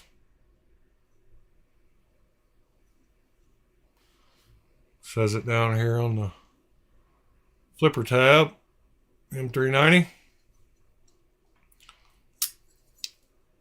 Then I've got my Warhound, Marfione Warhound.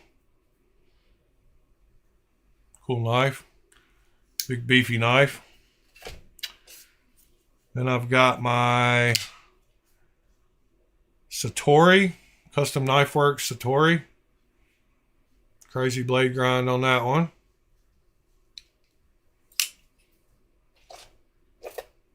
Then I got my whatchamacallit?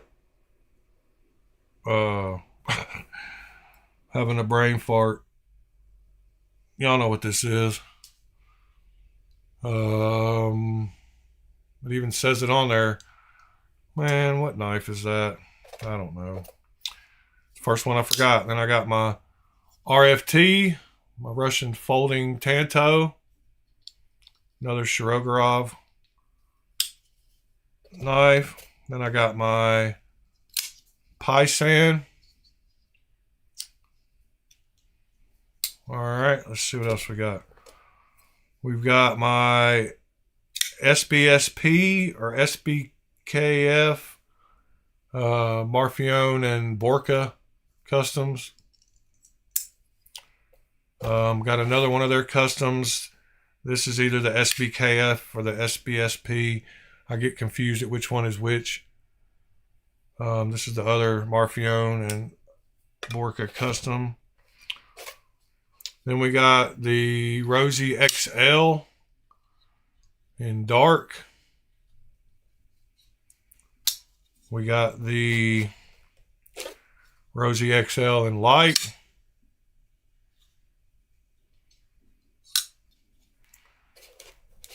We've got the plain Jane Rosie from the first batch. We got plain Jane Rosie from the second batch. We've got the radial from the second batch. We've got the blue radial from the second batch, Rosie. We've got the skeleton from the second batch, Rosie. Whoops. Sorry about that noise. We've got the skeleton from Lemifshi, which is wider and thicker and heavier and better knife all around to me. This is the first batch of Lemifshis. We've got his golf putter dark. I believe that is the golf putter dark version. It's thicker and feels better. We got his radial.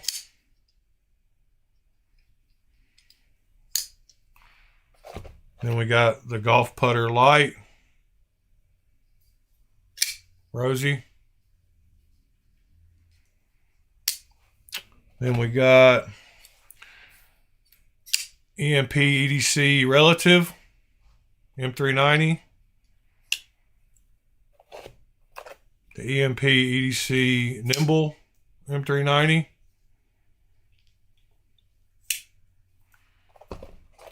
We've got the small Inoski in cozy, with the frag, with the whatever rock pattern. We've got the Zon.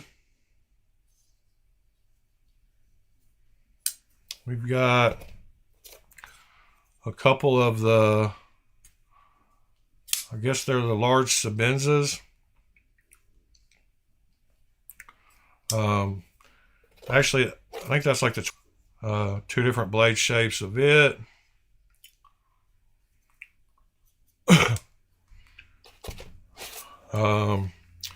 This is the 228, which is a huge knife. Chavez 228. Then we got the 229 kickstop. Whoops, we're lagging a little bit. Then we got this is a Rye Designs. This is going out of this case. I don't know why it's in here either. Then we got a little Medford. I don't remember what that one's called either. Good morning, folks. A little Medford.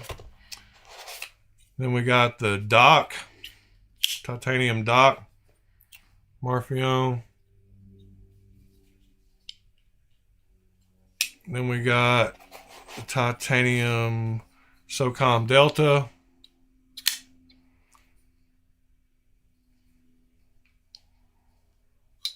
Then we got another Shirogorov Quantum, I believe. No, this is something else. I cannot remember what that one is. Then we got the Mini Synapse Vero. The regular Synapse Vero.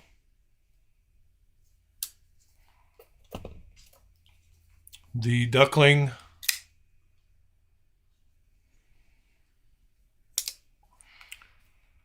The Emerson with the chisel ground blade, CQC7, I believe. With the chisel ground. And we got the CQC7 with the regular ground blade. Emerson. Then we got the John Barker Hokkaido with the fish scale pattern. Then we got the John Barker Hokkaido with the plain scales. Almost done. Then we got the Marauder H Medford. That's a Hilberg. Then we have the Rad Knives Shepherd. It's a huge titanium knife. Big beefy boy. The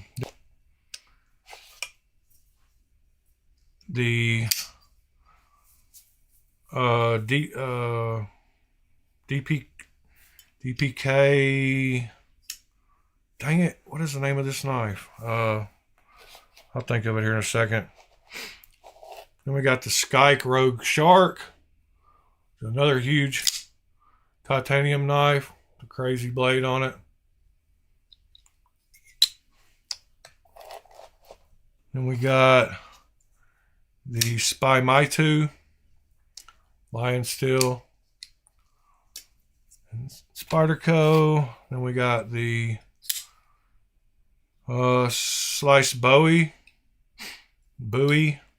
No, is that the Spidey Shep? No, I don't know. One of the two. Then we got the American Ultimatum. Then we got one more row. We got the Hinderer. This is the 0392 Titanium Hinderer ZT. Then we got the XM18 Auto that I turned into a button lock. Hinderer. Then we got the ZT0456 Sinkovich Designs titanium. Then we got the Hinderer Eclipse with the crazy blade shape titanium. Then we got the Flatanium Arcade titanium with the crazy lock. And we got the Strider SMG, maybe? SMG. Big Strider. I don't know. Then we got the little Protect Strider collab.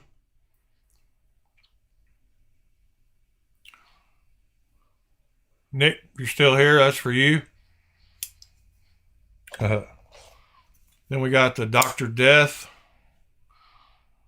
cheap knife, carbon fiber and titanium.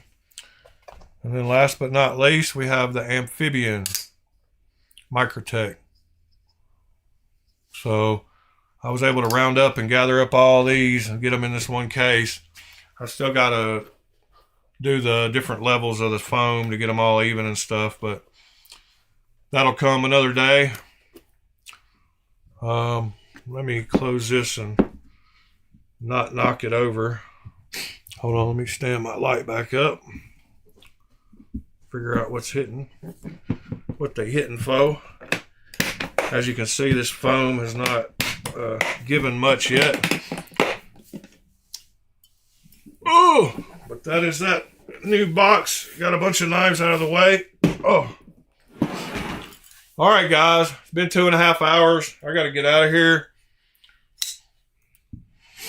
with my gold.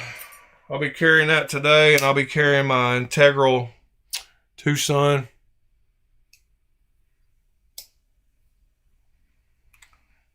Yeah, you know you're getting deep into it when you got to start labeling stuff.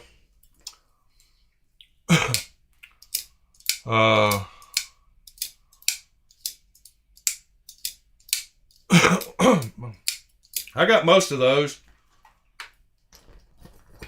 Forgot a couple, but it's to be expected, I guess.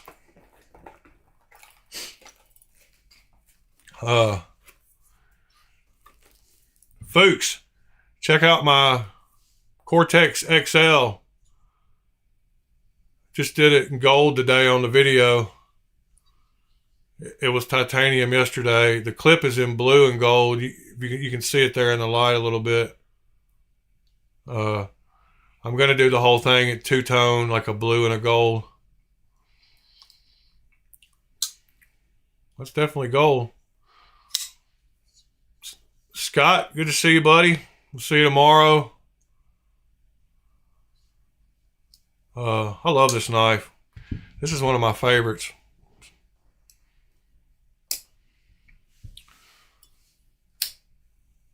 Anyway, guys, y'all have a great one. See y'all later. See you tomorrow morning. Enjoy your Saturdays.